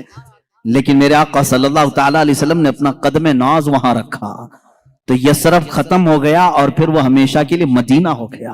اتنا ہی نہیں، مدینے میں میرے آقا نے قدم رکھا، وہ بیماریاں تو چلی گئیں، وہ وبائیں تو چلی گئیں، بلائیں تو چلی گئیں، لیکن ساتھ میں میرے آقا نے اب یہ فرمایا اب یہ یثرب نہیں، اب مدینہ ہے. اس کی عزت یہ ہے غبار المدینۃ فیہ شفاء. میرے آقا فرماتے ہیں اس کی دھول میں بھی اللہ نے شفا رکھی ہے. اڑتی ہوئی دھول مدینے کی اللہ فرماتا، رسول پاک فرماتے ہیں اس میں شفا ہے. خاکے شفا کہاں سے لاتے ہو؟ خاکے شفا کہاں سے لاتے ہو؟ مدینے کی ہی مٹی ہے. اس مدینے کی مٹی میں شفا آئی کہاں سے؟ مٹی تو زمین کی ہے، وہ قدم ناز کی برکت ہے. میرے آقا صلی اللہ تعالی علیہ وسلم کے قدمہائے ناز جہاں رکھے جائیں. اب بریلی کے امام اعلی حضرت فاضل بریلوی رضی اللہ تعالیٰ عنہ نے اپنے اشعار میں جو تمنائیں کی ہیں وہ ہلکی پھلکی نہیں ہیں، ہلکی پھلکی نہیں ہے. مدینے میں قدم رکھا رسول پاک نے، ساری بلائیں ختم، وبائیں ختم، بیماریاں ختم. لیکن وہ زمین اب شفا کا مرکز بن گئی. جو وہاں جائے مٹی اٹھائے اپنی جلد پر لگائے صحت یاب ہو جائے. اب یہ حدیث پاک میں موجود ہے. اعلیٰ حضرت فرماتے ہیں یا رسول اللہ صلی اللہ تعالی علیہ وسلم، آپ کے یہ جو کفے پا کہتے ہیں تلووں کے نیچے والا حصہ، کف کہتے ہیں ہتھیلی کو، پا کہتے ہیں پیر کو. کفے پا پیروں کا جو تلوہ ہے اتنا مقدس ہے کہ رکھ دیں تو بیماریاں ختم، بلائیں ختم، وبائیں چلی جائیں اور پھر وہ مرکز شفا بن جائے. تو کیوں نہ میں تمنا کروں. بریلی کے امام نے یوں کہا دل کرو ٹھنڈا میرا وہ کفے پا چاند سا. چاند جیسا جو کفے پا ہے آپ کا یا رسول اللہ، دل کرو ٹھنڈا میرا وہ کفے پا چاند سا. سینے پہ رکھ دو ذرا تم پہ کروڑوں درود. تمنائیں کیسی ہیں. بریلی کے امام نے تمنا کیا کیا؟ یا رسول اللہ وہ کفے پا ذرا میرے سینے پر بھی رکھ دو تاکہ سینے کے اندر موجود ساری وبائیں ختم ہو جائیں. اور بلکہ حضور اگر کسی کے سینے پر کفے پا رکھ دیں اس کا سینہ بھی مرکز شفا بن جائے، وہ جس سے ملاقات کرے. اسی لیے یقیناً اعلیٰ حضرت کی دعا قبول ہوئی ہوگی. خواب میں کبھی نہ میرے آقا نے اپنا قدم پاک یا کفے پا سینے پر دیا ہوگا، اس لیے کہ نہ کہنا میرے رسول کی عادت ہی نہیں. اعلیٰ حضرت نے اگر دعا کیا ہے سینہ مبارکہ پر قدم ناز رکھا ہوگا تو اب جیسے مدینے سے بلائیں ختم ہوئی، وبائیں ختم ہوئی، مدینہ مرکز شفا ہو گیا، یہاں بریلی کے امام کا سینہ عشق و محبت کا امام بن گیا. جو سینے سے لگا اس کے اندر بھی عشق آ گیا، جو ان کی باتیں کیا اس کے اندر بھی محبت و عشق بھر گئی. یہ ہے قدم ناز کی برکت. اسی لیے بزرگوں نے کہا اعلیٰ حضرت جو ہے معجزۃ من معجزات رسول اللہ ہے. رسول اللہ کے معجزات میں سے ایک معجزے کا نام ہے.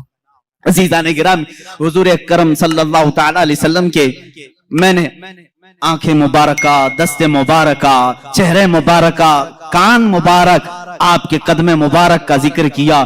ایک عظیم چیز ہے جس کے صحابہ بھی مشتاق تھے، ایک عظیم چیز ہے، وہ ہے میرے آقا صلی اللہ علیہ وسلم کا پسینہ مبارک. اللہ اللہ واللہ جو مل جائے میرے گل کا پسینہ.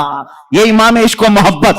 کہاں کہاں میں ان کو چھوڑوں, اپنی تقریر آگے بڑھتی نہیں. بریلی کو چھوڑے بغیر جہاں جہاں جائیں سہارا لینا ہی ہے. اعلیٰ حضرت فاضل بریلوی کو کسی نے ایک گلاب تحفے میں پیش کیا تھا, یہ لیجئے گلاب بہت اچھا ہے, آپ بھی گلاب تحفے میں لیتے دیتے ہوں گے, مگر عاشق رسول کا جذبہ کیا ہوتا ہے. گلاب کو دیکھا اور کہا صبح کھلتا ہے شام میں مرجھا جاتا ہے, میں تو اس گلاب سے محبت کرتا ہوں جو کھلا ہے تو کبھی مرجھاتا نہیں. اور پھر ان کی شان میں پھول پر ہی ایک نعت لکھ دی, سر تاب قدم ہے تنے سلطان زمن پھول, لب پھول دہن پھول زخن پھول بدن پھول, واللہ جو مل جائے میرے گل کا پسینہ, مانگے نہ کبھی عطر نہ پھر چاہے دلہن پھول. کیا بات رضا اس چمنستان کرم کی, زہرا ہے کلی جس میں حسین اور حسن پھول.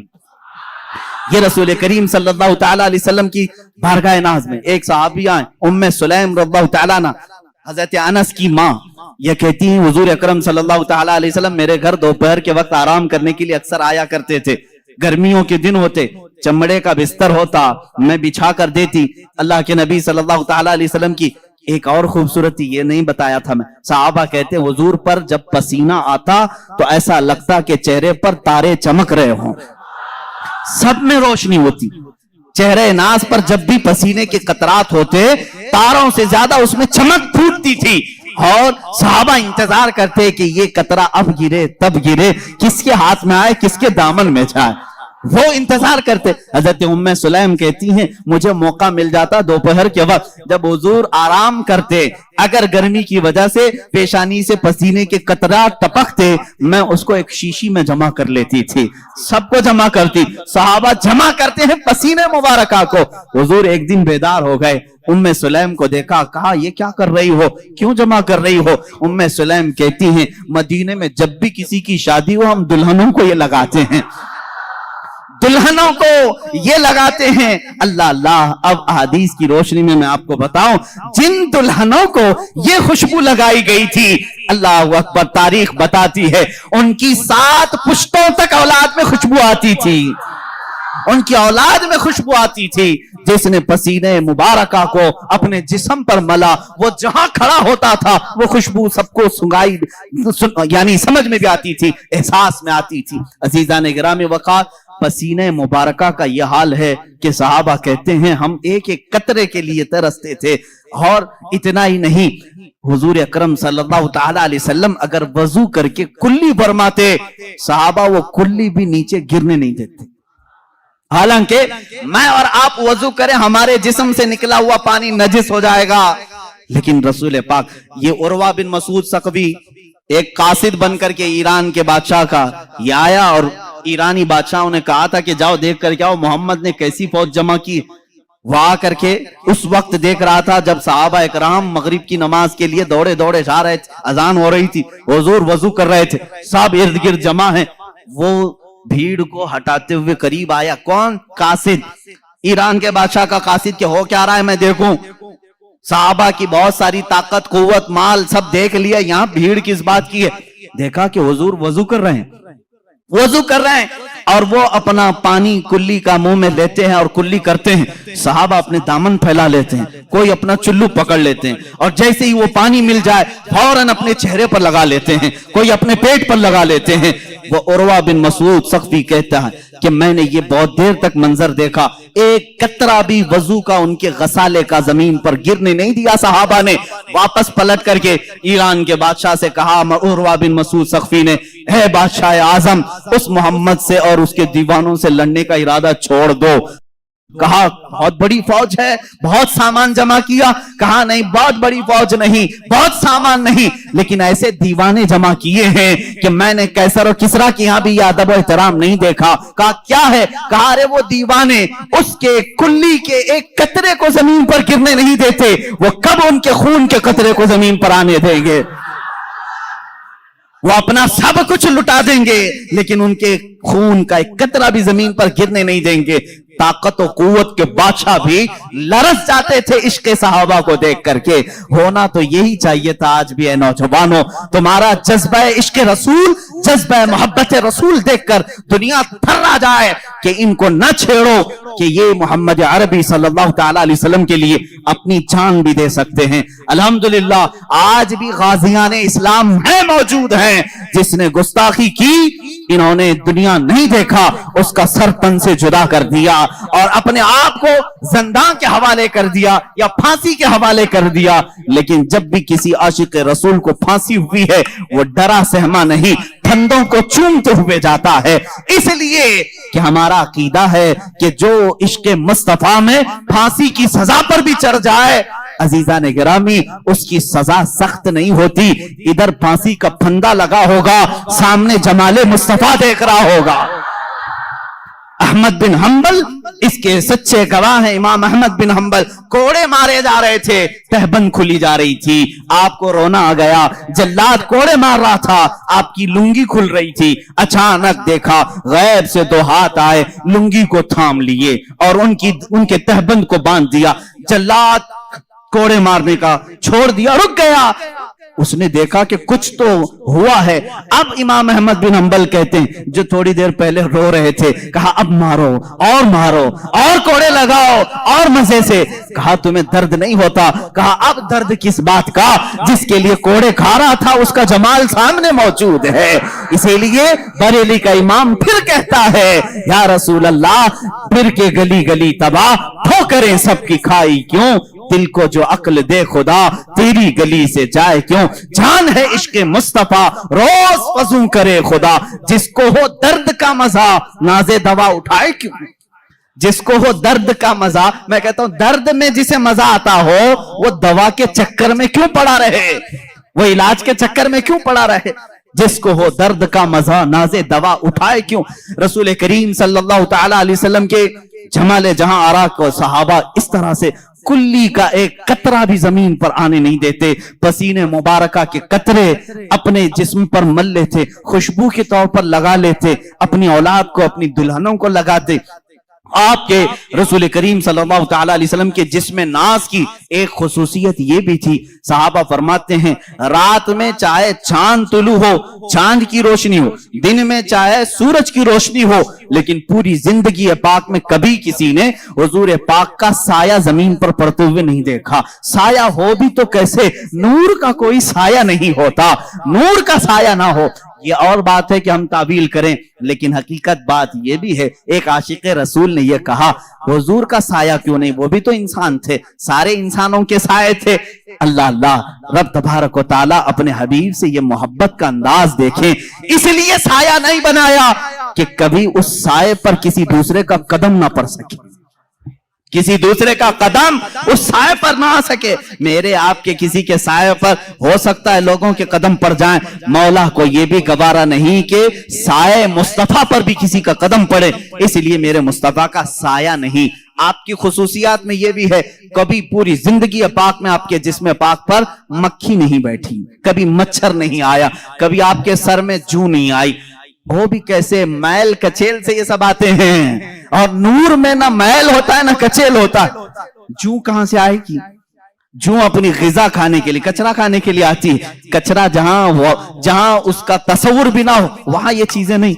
कभी आपको हुजूर अकरम सल्लल्लाहु तआला अलैहि वसल्लम को आपके जिस्म पाक पर मच्छर के बैठते हुए नहीं देखा और मक्खी को बैठते हुए नहीं देखा, किसी ने नहीं। और कभी आपके करीब ना मच्छर आता ना मक्खी आती। अब ये तमाम खुसूसियात मेरे आका सल्लल्लाहु तआला अलैहि वसल्लम की, जरा ये भी देख लें आपके लुआबे पाक का असर क्या था। हुजूर पाक सल्लल्लाहु तआला अलैहि वसल्लम, जिसको हम थूक कहें, हम और आप थूकें तो ये थूक है, हुजूर पाक सल्लल्लाहु तआला अलैहि वसल्लम के थूक शरीफ को हम अदब से लुआबे पाक कहते हैं। और ये आम नहीं था, बल्कि मैंने इसकी तासीर कल के मौजज़ात में भी बयान की थी। जिस खाने में ये पढ़ा वो 1500 को खाना खिला दिया, लेकिन खाना खत्म नहीं हुआ। लेकिन दो जगहों पर बड़ी तासीर नजर आती है। जब हिजरत की रात थी, सिद्दीक अकबर गार में थे और सांप आकर के आपके पैर पर डस लिया था। वो जो दीदार के इश्तियाक में सांप چلا تو گیا لیکن زہر اتنا چڑھ گیا تھا کہ ران تک پیلا پنا گیا تھا۔ صدیق اکبر نے اپنا پیر حضور کو دکھایا، کہا سانپ ڈس چکا ہے۔ اللہ کے نبی صلی اللہ علیہ وسلم نے اپنا لعاب پاک نکالا، وہاں پر لگایا۔ کہتے ہیں حضرت ابو بکر پورا زہر اتر گیا، مجھے یہ پتا ہی نہیں تھا کہ اس پیر میں سانپ کاٹا تھا کہ اس پیر میں کاٹا تھا۔ وہ اس طرح سے شفا یابی ملی۔ ایک صاحب دوسرے صحابی کی بات بعد میں، لیکن خیبر کے موقع پر جو قلعہ خیبر فتح نہیں ہو رہا تھا، حضور پاک صلی اللہ علیہ وسلم نے رات کے وقت اعلان کیا، کل میں یہ جھنڈا ایسے شخص کو دوں گا جس کو اللہ بھی پسند کرتا ہے، اس کا رسول بھی پسند کرتا، اور اسی کے ہاتھ اللہ نے فتح رکھی۔ صبح سارے صحابہ انتظار میں تھے کہ جھنڈا کس کو ملے، پورے مجمع میں سناٹا تھا۔ میرے آقا صلی اللہ علیہ وسلم نے حیدر کرار علی مرتضیٰ کو بلایا، کہاں ہے علی؟ لیکن علی مجمع میں نہیں تھے، بیمار تھے، آنکھیں آئی ہوئی تھیں، لال ہو گئی تھی، آشوب چشم جس کو کہتے ہیں، آنکھیں بہنا، پانی آنا اور لال ہو جانا، یہ بیماری۔ حضرت علی کرم اللہ وجہہ الکریم بخار زدہ تھے، آشوب چشم میں تھے۔ حضور سے کہا گیا تو حضور نے فرمایا بلاؤ ان کو، وہ آئے بیماری کے حالت میں ہی۔ اللہ کے نبی صلی اللہ تعالی علیہ وسلم نے اپنا لعاب پاک ان کی آنکھوں میں لگایا، اور پھر حضرت علی فرماتے ہیں نہ میرے جسم میں بخار تھا نہ آنکھوں میں سرخی تھی، اور اسی حالت میں حضرت علی کرم اللہ وجہہ الکریم علم اپنے ہاتھ میں لیے، اور دنیا نے پھر تاریخ نے یہ دیکھا ہے وہ فاتح خیبر شکن جو حیدر کرار ہیں، یہودیوں کا قلعہ انہی کے ہاتھوں سے ٹوٹا، اور ہمیشہ کے لیے طاغوتی قوت کو انہوں نے دھول چٹا کر کے رکھا۔ ایک بیمار علی کو لعاب مصطفیٰ طاقت بخش رہا ہے، صدیق اکبر کو سانپ کا زہر ہے، وہاں لعاب پاک شفا بخش رہا ہے۔ ایک صحابی حضرت ابو دجانہ ابو قتادہ رضی اللہ تعالیٰ، ان کی آنکھ کی پتلی باہر آ گئی تھی، تیر اندر چلا گیا تھا، وہ آنکھ کی پتلی لے کر کے حضور کے پاس آئے، حضور نے وہ آنکھ کا ڈھیلا اندر کیا، وہاں بھی لعاب پاک لگایا۔ ایک دوا ہے کتنی بیماریاں ہیں، ایک دوا ہے، ایک دوا ہے۔ اس شفا خانے میں ہر مریض آئے لعاب پاک لگائے، اور ہر بیماری میں یہ اثر بھی دکھائے۔ حضور پاک صلی اللہ تعالی علیہ وسلم نے لعاب پاک لگایا۔ حضرت ابو قتادہ کہتے ہیں پوری زندگی بھر کبھی مجھے آنکھوں میں ہلکی سی بھی روشنی میں کمی نہیں آئی، میں بڑھاپے میں بھی ویسے ہی دیکھتا تھا جیسے جوانی میں دیکھتا تھا۔ لعاب پاک کی یہ تاثیر ہے۔ اے عزیزو کیا کیا بیان کروں، حیران ہوں میرے شاہ میں کیا کیا کہوں تجھے، لیکن رضا نے ختم سخن اس پہ کر دیا، خالق کا بندہ خلق کا آقا کہوں تجھے۔ اب یہاں مجھے ان لوگوں کی خبر لینی چاہیے جو اپنے آپ کو رسول کے برابر سمجھتے ہیں۔ ارے تم پیدا کب ہوئے، آج بڑے کیسے ہوئے، تمہاری زندگی کی سیرت، تمہارا حلیہ سب کو بتاؤ، لوگ کراہت سے بھاگ جائیں گے۔ تم اگر کسی کو پسینہ سنگھاؤ بیوی چھوڑ کر بھاگ جائے، اور تم اپنا لعاب تھوک کہیں ڈالو تو کھانا بے برکت ہو جائے، بلکہ میں کہوں جو کھا لے اس کو زہر چڑھ جائے، اور تم کہتے ہو رسول پاک امتی کے برابر ہو سکتے ہیں۔ نادانو، حضور سے برابری کرنے کی بات کرتے ہو تو ذرا اپنے جسم کو دکھاؤ، کیا تمہارے جسموں پر مکھی اور مچھر نہیں بیٹھتے؟ مچھر دانی لگاتے ہو پھر بھی گھس کر آتے ہیں اور کاٹتے بھی ہیں، اور تم جسم ناز رسول کی برابری کی بات کرتے ہو۔ رسول کریم صلی اللہ تعالی علیہ وسلم کے ہر عضو کو کمال تک اللہ نے پہنچایا ہے، تم تو پورے جسم ناز کی بات تو چھوڑو، میرے آقا کے ناخن پاک کے کٹے ہوئے ایک ٹکڑے کی برابری پوری امت نہیں کر سکتی۔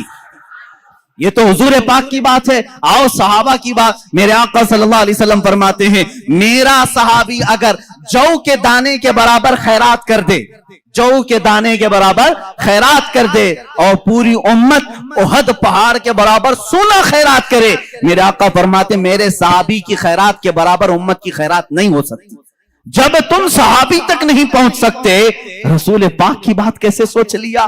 میرے آقا صلی اللہ تعالیٰ، یہ باتیں ہیں اس لیے مجھے آج کہنی پڑ رہی، اور کہی ہوئی نہیں، کتابوں میں لکھی ہوئی بھی ہیں۔ ذرا دل پر ہاتھ رکھ کر کے سوچو، کیا کبھی امتی عمل کرتے کرتے نبی تک پہنچ سکتا ہے؟ لوگوں نے لکھا ہے، کتابوں میں موجود ہے، امتی عمل کرتے کرتے نبی کے برابر ہو سکتا، کیسے ہو سکتا ہے؟ حضرت عثمان غنی رضی اللہ تعالیٰ عنہ کا زمانہ ہے، منبر پر 3 ہی زینے تھے، حضور صلی اللہ تعالیٰ علیہ وسلم تیسرے زینے پر تھے، اور صدیق اکبر کے زمانے میں دوسرے زینے پر وہ کھڑے ہو کر خطبہ دیتے، حضرت عمر کے زمانے میں پہلے زینے پر خطبہ دینے لگے، اب حضرت عثمان کا زمانہ ہے، اب کہاں اتریں گے تو ختم ہو گئے۔ وہ پھر تیسرے زینے پر چڑھ گئے. کہاں پر؟ تیسرے پر.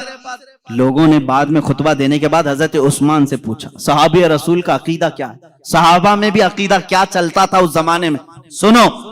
صحابہ نے پوچھا.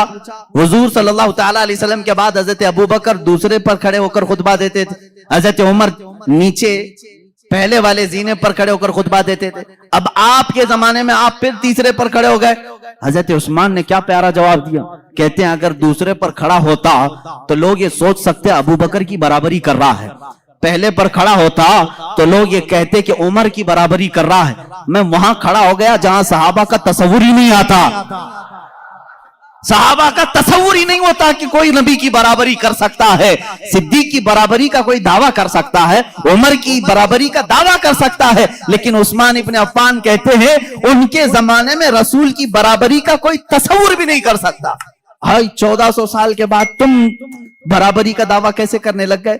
حضور پاک صلی اللہ تعالی علیہ وسلم کے ایک عضو پاک بلکہ ان سے ریلیٹڈ جو چیزیں ہیں ان کی بھی برابری نہیں ہو سکتی. لاؤ تمہارے دسترخوانوں کو بھی آگ میں ڈال کر کے دیکھتے ہیں جلتے ہیں کہ نہیں جلتے ہیں. بلکہ منہ مبارکہ جو ہمارے پاس ہے اس کے متعلق بھی صحیح اسناد یہ ملتی ہیں, اگر آگ میں رکھا گیا کئی مرتبہ ایسے حالات پیش آئے آگ نے منہ مبارک کو بھی نہیں جلایا ہے. آج بھی منہ مبارکہ کو آگ نہیں جلاتی.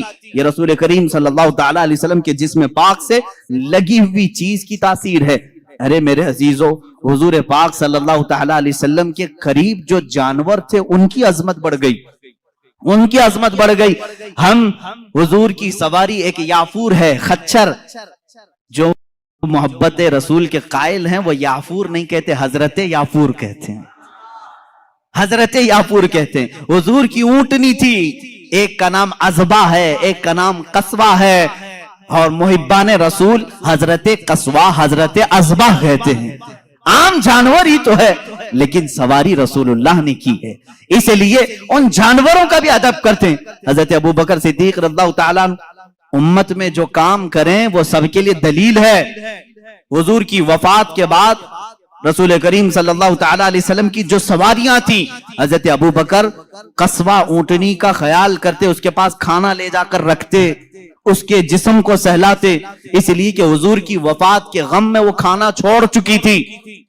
اس زمانے میں صحابہ ان جانوروں کا بھی ادب کرتے تھے جو رسول کریم صلی اللہ تعالی علیہ وسلم سے ریلیٹڈ تھے. مجھے حیرت ہوتی ہے ان ظالم سعودیوں کے حرکات پر, انہوں نے کھود کھود کر کے نشانات مٹا دیے. حضور اکرم صلی اللہ تعالی علیہ وسلم کے جو بھی آثار نظر آئیں ان کو وہ سب سے پہلے ختم کرنا ہے.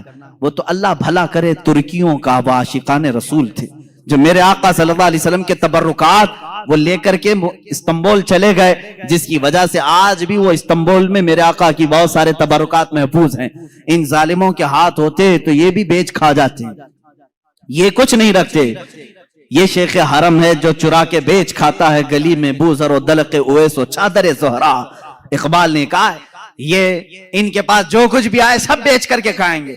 یہ حج کو انہوں نے بیچا ہے, عمرے کو بیچا ہے, سارے تبرکات. میں آپ کو ایک بات بتا دوں, مدینہ طیبہ میں آج بھی ایک قلعہ اب بھی محفوظ ہے. ایک قلعہ وہ کس کا ہے؟ ایک یہودی کعب بن اشرف کا, جس کو حضور صلی اللہ تعالی علیہ وسلم نے قتل کرنے کا حکم دیا تھا. وہ حضور کی شان میں گالیاں دیتا, ایذا رسانی کرتا, اس کو قتل بھی کیا گیا. لیکن اس کا گھر آج تک باؤنڈری لگا کر رکھا گیا ہے. آج بھی اس کو محکمہ آثار قدیمہ میں سے رکھا گیا ہے کہ یہ پرانی ہسٹوریکل پلیسز میں سے ہے, اس کو رکھا گیا ہے, تاریخی چیز. اور میرے آقا صلی اللہ تعالی علیہ وسلم سے متعلق کوئی چیز ہو تو اس کو تم شرک اور کفر اور حرام بدعت کے فتوے لگا کر ختم کرتے ہو. مجھے یہ بتاؤ تمہارا لنک رسول پاک سے ہے یا پھر اسرائیل کی یہود و نصارہ سے ہے؟ تم ان کی چیزوں کی حفاظت کر رہے ہو اور میرے آقا کی چیزوں کو ختم کرنا چاہتے ہو. اللہ کے نبی صلی اللہ تعالی علیہ وسلم کے محبت کرنے والے انشاءاللہ صبح قیامت تک رہیں گے. گھبرانا نہیں میرے عزیزو, ظالم آئیں گے جائیں گے. اور قرآن نے جب یہ دعویٰ کیا ہے اللہ کے چراغ کو یہ اپنے منہ کے پھونکوں سے بجھانا چاہتے ہیں, منہ کے پھونک سے کس کو؟ اللہ کے نور کو, اللہ کے چراغ کو بجھانا چاہتے ہیں. اور اللہ فرماتا اللہ اپنے چراغ کو قیامت تک مکمل کر کے رہے گا. وہ نور مکمل ہو کر رہے گا. یعنی رسول پاک صلی اللہ تعالی علیہ وسلم پر تم چاہے جس قدر بھی حملے کر لو، اللہ رب العزت ان کا محافظ ہے، ان کا حامی ہے. اب یہاں پر آج میں نے رسول کریم صلی اللہ تعالی علیہ وسلم کے ظاہری جمال و حسن کو بیان کیا. اس کے اخیر میں درس اور عبرت کے لیے آپ کو یہ بتاؤں گا، جو کچھ بھی میں نے بیان کیا نظروں میں ہے، آپ کے ذہن میں ہے، آپ کے حضور کا چہرہ مبارک کیسا تھا، حضور کے رخسار مبارک، لبہائے ناز، وہ آنکھیں، وہ پیشانی، وہ دستہائے مبارک، وہ دندان مبارک جب مسکرائیں، یہاں تک کہ صحابہ نے حضور کے امامہ پہننے کا طریقہ تک بتایا ہے. اور رسول کریم صلی اللہ تعالی علیہ وسلم کا ایک شملہ کبھی سر کے اوپر اس طرح سے ہوتا، کبھی کندھوں کے پیچھے لٹکا ہوا ہوتا. حضور جو لباس پہنتے، اکثر حضور اکرم صلی اللہ تعالی علیہ وسلم نے تہبند پہنی اور اوپر سے چادر رکھا، اور کبھی جبہ بھی پہنا اور کبھی کرتا بھی پہنا، جس کو قبا کہتے ہیں، نیچے تک کا. یہ بھی حضور پاک صلی اللہ علیہ وسلم سے ثابت ہے، یہ حضور کا لباس پاک ہے. رنگ کون کون سا پہنا وہ بھی صحابہ نے لکھا ہے. حضور نے سرخ رنگ بھی پہنا ہے، اکثر سفید کو پسند کرتے تھے، اور کالا بھی حضور نے پہنا ہے. اور امامے میں 4 کلر بتائے گئے ہیں، زعفرانی کلر کا بھی، سفید کلر کا بھی، اور حضور اکرم صلی اللہ علیہ وسلم نے فتح مکہ کے بعد کالے رنگ کا بھی اور ایک ہرے رنگ کا بھی حضور اکرم صلی اللہ تعالی علیہ وسلم کے یہ لباس مبارکہ کو لکھا گیا ہے. اب سونے کے انداز کے متعلق بستر کیا تھا وہ بھی صحابہ نے لکھا ہے. ماں عائشہ صدیقہ بھی فرماتی ہیں ان کے گھر میں ایک چادر تھی، اور ایک یمنی چادر تھی، اور ایک کھجور کی چھال سے بھرا ہوا ایک گدا، جس کو کہیں. کھجور کے چھال کیا ہوتے ہیں؟ درخت کے جو پھڑ نکلتے ہیں اس کو بھر دیا جاتا تھا. اور کبھی رسیوں سے بنایا ہوا جیسے کھاٹ ہوتی ہے، اس طرح کی. حضور صلی اللہ تعالی علیہ وسلم جب سو کر اٹھتے تھے، آپ کے جسم پاک پر وہ رسیوں کے نشان ہوتے تھے. تکیہ آپ اپنے ہاتھ کا ہی اکثر استعمال فرماتے. اور رسول کریم صلی اللہ تعالی علیہ وسلم کے استعمال کرنے والی چیزوں میں کیا کیا تھی، آج میں پوری چیزیں عرض کر دوں. اللہ کے حبیب صلی اللہ تعالی علیہ وسلم سرما لگاتے اور پسند بھی فرماتے، اور ارشاد فرماتے اسمد سرما لگایا کرو، تمہاری آنکھوں میں وہ نور کو بڑھاتا ہے اور تمہاری پلکیں اگاتا ہے. اسمد ایک سرمے کا نام ہے. حضور اکرم صلی اللہ تعالی علیہ وسلم تیل استعمال فرماتے، تیل اپنے سر پر بھی، اپنی داڑھی مبارک، اپنی مونچھ پر، اپنی بھووں کو حضور اکرم صلی اللہ تعالی علیہ وسلم سونے سے پہلے استعمال فرماتے. یہ حضور کے آداب ہیں، حضور کی سنتیں ہیں.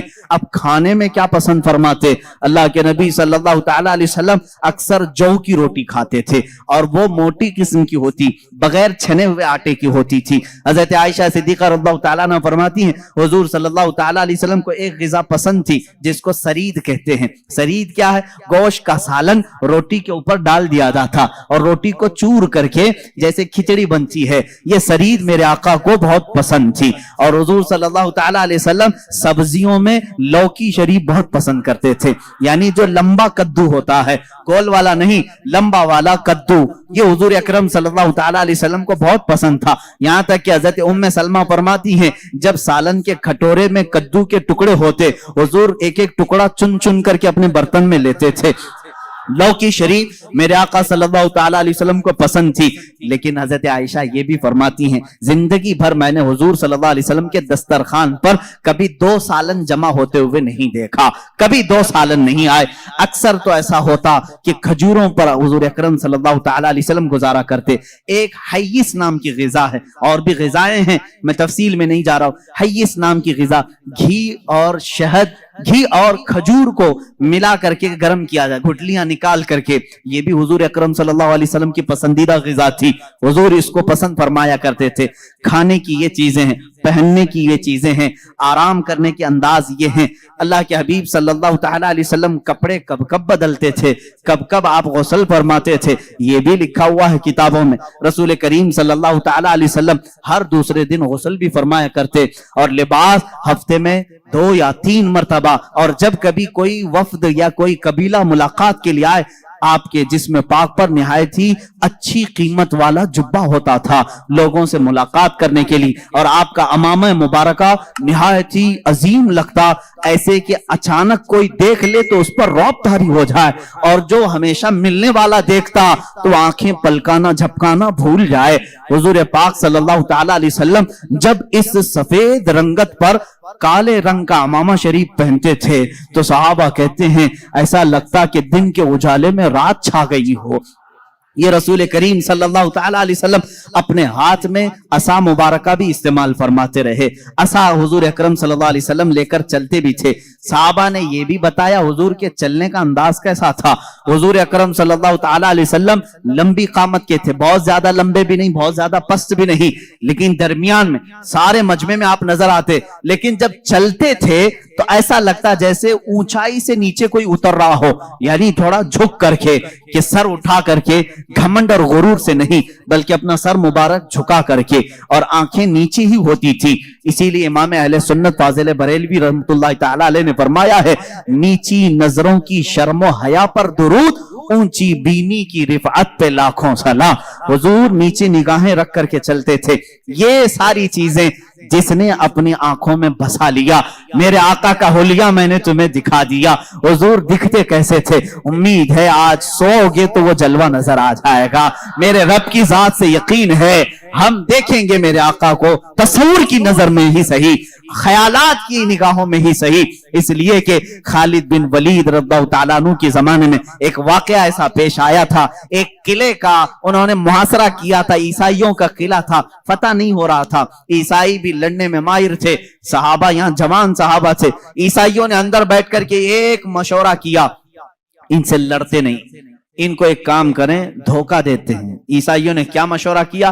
3 دن کا ٹائم لے لو اور ان سے کہو بازار سے گزرتے ہوئے آؤ۔ عیسائیوں نے اپنے پادری سے پوچھا کیا کریں گے؟ پادری نے کہا شہر کی جتنی خوبصورت لڑکیاں ہیں اور مال و دولت سب لے آؤ، راستے میں بچھا دو، ننگی لڑکیوں کو کھڑا کرو، اس لیے کہ خالد بن ولید کے ساتھ جتنے آئے سب جوان ہیں، سب نوجوان ہیں۔ توجہ چاہتا ہوں جوانوں، جن کی نظریں اتنی ہلکی ہیں کہ ہر حسینہ کی طرف نکل جائیں، اٹھ جائیں، یہ مومن کی شان نہیں۔ ہر چمکتی ہوئی چیز کو دیکھ لے، ہر رنگت والی کو دیکھ لے، یہ مومن کی شان نہیں۔ اب خالد بن ولید کی جو فوج تھی، ان کا جو لشکر تھا وہ جوانوں سے بھرا تھا۔ عیسائیوں نے غلیظ منصوبہ بنایا، ناپاک منصوبہ، آج بھی یہی بنا رہے ہیں ہمارے ساتھ، آج بھی بنا رہے ہیں ہمارے جوانوں کو اپنے دامے فریب میں کھینچنے کے لیے۔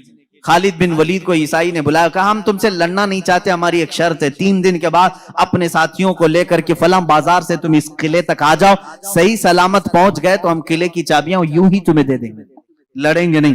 خالد بن ولید منظور کر لیتے ہیں، گئے 3 دن تک آپ سوچتے رہے اتنی جلدی ہار کیوں مان لی ہے؟ ہار کیسے مان گئے؟ کچھ تو دال میں کھالا ہے۔ اس کے بعد 3 دن گزر گئے، اپنی فوج کو لے کر وہ جیسی بازار میں آئے، حسیناؤں پر نظر پڑ گئی، آدھے لباس میں، کچھ ننگے لباس، نیچے مال و دولت بچھایا ہوا ہے۔ یہی 2 چیزیں تو جوان کو خریدتی ہیں، ایک شباب ہے، ایک دولت ہے، حسن و شباب، اس کا دل دادا ہے یا دولت کا دل دادا ہے؟ جوان انہی 2 چیزوں کے پیچھے اپنا سارا تقوی ختم کرتا ہے، ایمان بیچ ڈالتا ہے۔ لیکن وہ خالد بن ولید کے جو جوان تھے رک گئے، جہاں تھے وہیں قدم رک گئے۔ حضرت خالد بن ولید نے پلٹ کر کے کہا، اے جوانوں آج تمہارے امتحان کا دن ہے۔ جہاد کے میدان میں نہیں کہا امتحان کا دن، کہا یہاں امتحان کا دن ہے۔ لڑائیوں میں تو وہ ماہر تھے، کسی تلوار سے خوف کھانے والے نہیں، لیکن یہ حسن و جمال کی تلواریں اگر کہیں کاٹ ڈالیں تو بھیانک نتیجہ آ سکتا ہے۔ خالد بن ولید نے کہا اگر آج تمہارا کسی کا بھی قدم ڈگمگایا، قیامت تک آنے والی امت تم پر لعنت بھیجے گی، اور اگر سنبھل کر چلے آنے والی نسلیں تم پر رحمتوں کے پھول برسائے گی۔ پوچھا ان جوانوں نے ہمیں کیا کرنا چاہیے؟ خالد بن ولید نے کہا کچھ بھی مت کرو، اپنے نبی کی سنت پر عمل کرو۔ کہا کون سی سنت پر؟ کہا کیا تم نہیں جانتے میرے مصطفیٰ صلی اللہ علیہ وسلم جب بازار میں چلتے تھے تو اپنی نظریں نیچی کر کے چلتے تھے؟ بس اس سنت پر عمل کر کے چلو، ادھر ادھر نظر نہیں کرنا۔ بازار میں گزرنے کی یہ سنت ہے جوانوں، ہر ایک کو تاکنا تاڑنا یہ مومن کی شان نہیں۔ اسی لیے میرے آقا نے فرمایا بازار میں سب سے پہلے منافق داخل ہوتا ہے اور سب سے آخر میں منافق آتا ہے، پورا وقت وہ بازار میں دیتا ہے، مومن تھوڑی دیر کے لیے جاتا ہے، اپنا کام کر کے واپس آ جاتا ہے۔ اور حضور نے منافق اور مومن کی دونوں شان بیان کی۔ منافق بازار میں سب سے پہلے جاتا ہے اور سب سے لاسٹ میں نکلتا ہے، اور اس کے اپوزٹ میں فرمایا مومن کہاں جاتا ہے؟ کہا مسجد میں مومن سب سے پہلے جاتا ہے اور سب سے لاسٹ میں نکلتا ہے۔ منافق یہاں لیٹ سے آتا ہے، جلدی بھاگتا ہے۔ بہرحال صحابہ کو حضرت خالد بن ولید نے کہا، اب صحابہ کے گزرنے کا انداز جو لکھا ہے تاریخ میں، اللہ اکبر، ایسا گزر رہے تھے کہ اگر ان کے سروں پر اگر انڈا بھی رکھ دیا جاتا تو نہیں گرتا، ایسے بالکل فوجیانہ چال وہ چلتے ہوئے ادھر آئے۔ وہ تو عیسائی فاتحانہ شان اور جشن منانے کی تیاریاں کر رہے تھے کہ سارے بہک گئے ہوں گے، سب غرق ہو چکے ہوں گے، ابھی ہم ان پر حملہ آور ہوں گے۔ لیکن تھوڑی دیر میں یہ پوری فوج کو صحیح سلامت دیکھا۔ وعدے کے مطابق اس عیسائی پادری نے چابیاں تو دے دی۔ خالد بن ولید سے پوچھا، اے خالد یہ کون سی فوج جمع کیا تم نے؟ یہ کون سے جوان ہیں؟ ان کے اندر نفس ہے یا نہیں، خواہش ہے یا نہیں؟ حضرت خالد بن ولید نے مسکرا کر ایک تاریخی جواب دیا تھا، کہا اے نادان، تو نے ان آنکھوں کو خریدنے کی کوشش کی جن آنکھوں میں جمال مصطفیٰ بسا ہوا ہے۔ پہلے سے حسن مصطفیٰ جن کی آنکھوں میں ہو، دنیا کا حسن انہیں دھوکہ نہیں دیتا۔ اے جوانوں، آج میں نے میرے آقا کا حسن اسی لیے بیان کیا، آنکھ بند ہو تو میرے نبی کی صورت تصور میں لے آؤ، صبح ہو تو میرے آقا کا تصور لے آؤ، بلکہ اپنی نمازوں میں بھی رسول پاک کا تصور لے آؤ، اور پھر سلام بھیجو میرے آقا کو۔ جب سلام کے لیے کھڑے رہو، ایسے نہیں کہ بدن کھجلاتے ہوئے، بلکہ ایسے کہ اسی حسین چہرے کے سامنے میں کھڑا ہوں، وہ امامہ مبارکہ میں میرے سامنے ہیں، وہ اپنا عصا لے کر میرے سامنے کھڑے ہیں، ان کا سفید جبہ ان کے جسم ناز پر ہے، ان کے رخساروں سے چھنتی ہوئی روشنی آ رہی ہے، ان کے دندان مبارکہ سے تاروں کی جھرمٹ کی روشنی آ رہی ہے۔ اس تصور کے ساتھ جب سلام پڑھو گے، کبھی سلام بھاری بھی نہیں لگے گا، بلکہ ڈوبتے چلے جاؤ گے، ڈوبتے چلے جاؤ گے۔ اب آخری میرے جملے ہیں، اگر حسن مصطفیٰ کو کسی نے بیان کیا ہے حقیقت میں تو کون ہے؟ جنید بغدادی رضی اللہ تعالیٰ عنہ، سید الطائفہ۔ ان کے زمانے میں ایک آرٹسٹ آیا تھا، ایک مصور، وہ تصویریں نکالتا تھا۔ اس کا کمال یہ تھا کہ تم جا کر کے اس کو اپنی محبوبہ کی صورت بتاتے، سیم ٹو سیم ویسا ہی نقشہ نکال کر دے دیتا، یعنی جو سکیچ نکالنے کے ماہر ہوتے ہیں، ایسا مصور تھا۔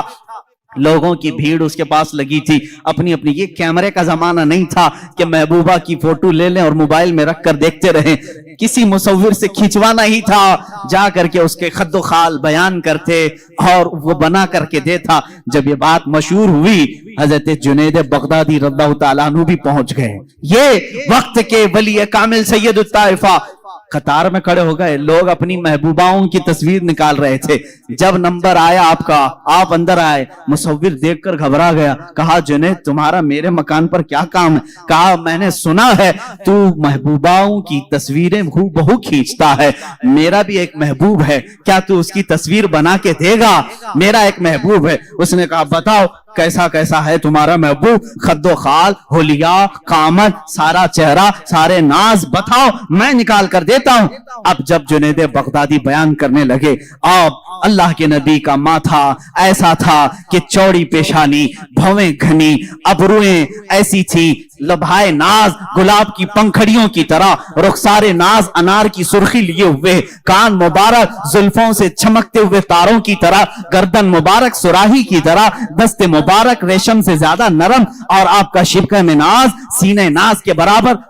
مصور کہا خاموش ہو جاؤ، خاموش ہو جاؤ، جنید یہ تصویر میرے پاس پہلے سے بنی بنائی رکھی ہے۔ جنید نے کہا تو آرڈر لیتا ہے، 8 دن بعد بنا کے دیتا ہے، میرے محبوب کی تصویر تیرے پاس پہلے سے کیسے ہے؟ کہا در حقیقت بات یہ ہے جس سے تم محبت کرتے اس سے میں بھی محبت کرتا ہوں، اس کی تصویر میرے پاس ہے۔ جنید بغدادی نے کہا اچھا لاؤ لاؤ تصویر ہم دونوں دیکھتے ہیں، دونوں سامنے دیکھتے ہیں۔ وہ مصور، وہ آرٹسٹ اپنے گھر میں اندر گیا اور جا کر کے قرآن مقدسہ لے کر کے آیا اور کہا اے جنید کیا یہ تیرے اور میرے محبوب کی تصویر نہیں ہے؟ اس سے بہتر تصویر کون بنا سکتا ہے؟ لو قرآن کھولو اور آنکھ پلٹو، رسول کا چہرہ دیکھنا ہو پڑھو والضحیٰ واللیل اذا سجا، جب رسول کی زلفیں پڑھنی ہو پڑھو واللیل اذا سجا واللیل اذا یغشا، جب رسول پاک کے ہاتھ مبارک کو بیان کیا ہے مولا نے، کہا وما رمیت اذ رمیت ولکن اللہ محترمہ رسول پاک کی آنکھوں کو بیان کیا مولا ما زاغ البصر وما طغى لقد رأى من آیات ربه الكبرى. رسول پاک کے قدم ناز کو اللہ نے فرمایا لا اقسم بهذا البلد وانت حل بهذا البلد. ارے تیرے رب نے تیرے حبیب کا سینہ بھی بیان کیا ہے. الم نشرح لك صدرك ووضعنا عنك وزرك. رسول پاک کے ہر عضو کو قرآن پاک میں بیان کیا ہے. اسی لیے شاعر نے نظمی نے کہا ہے مارہرہ کے شاعر نے آغاز سے اخیر تک قرآن ہے نعت مصطفیٰ. محبوب کے بیان کا کیسا انوکھا ڈھنگ ہے.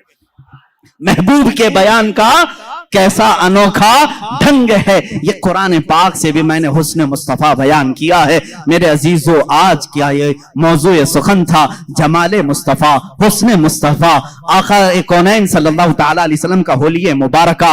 بات تو حقیقت یہ ہے جو امام اہل سنت نے فرمایا ہے کہ خدا نے ہے وہ مرتبے تجھ کو دیے کوئی تجھ سا ہوا ہے نہ ہوگا شہا. تیرے خالق حسن و ادا کی قسم میرے آقا جیسا کوئی دوسرا ہو نہیں سکتا.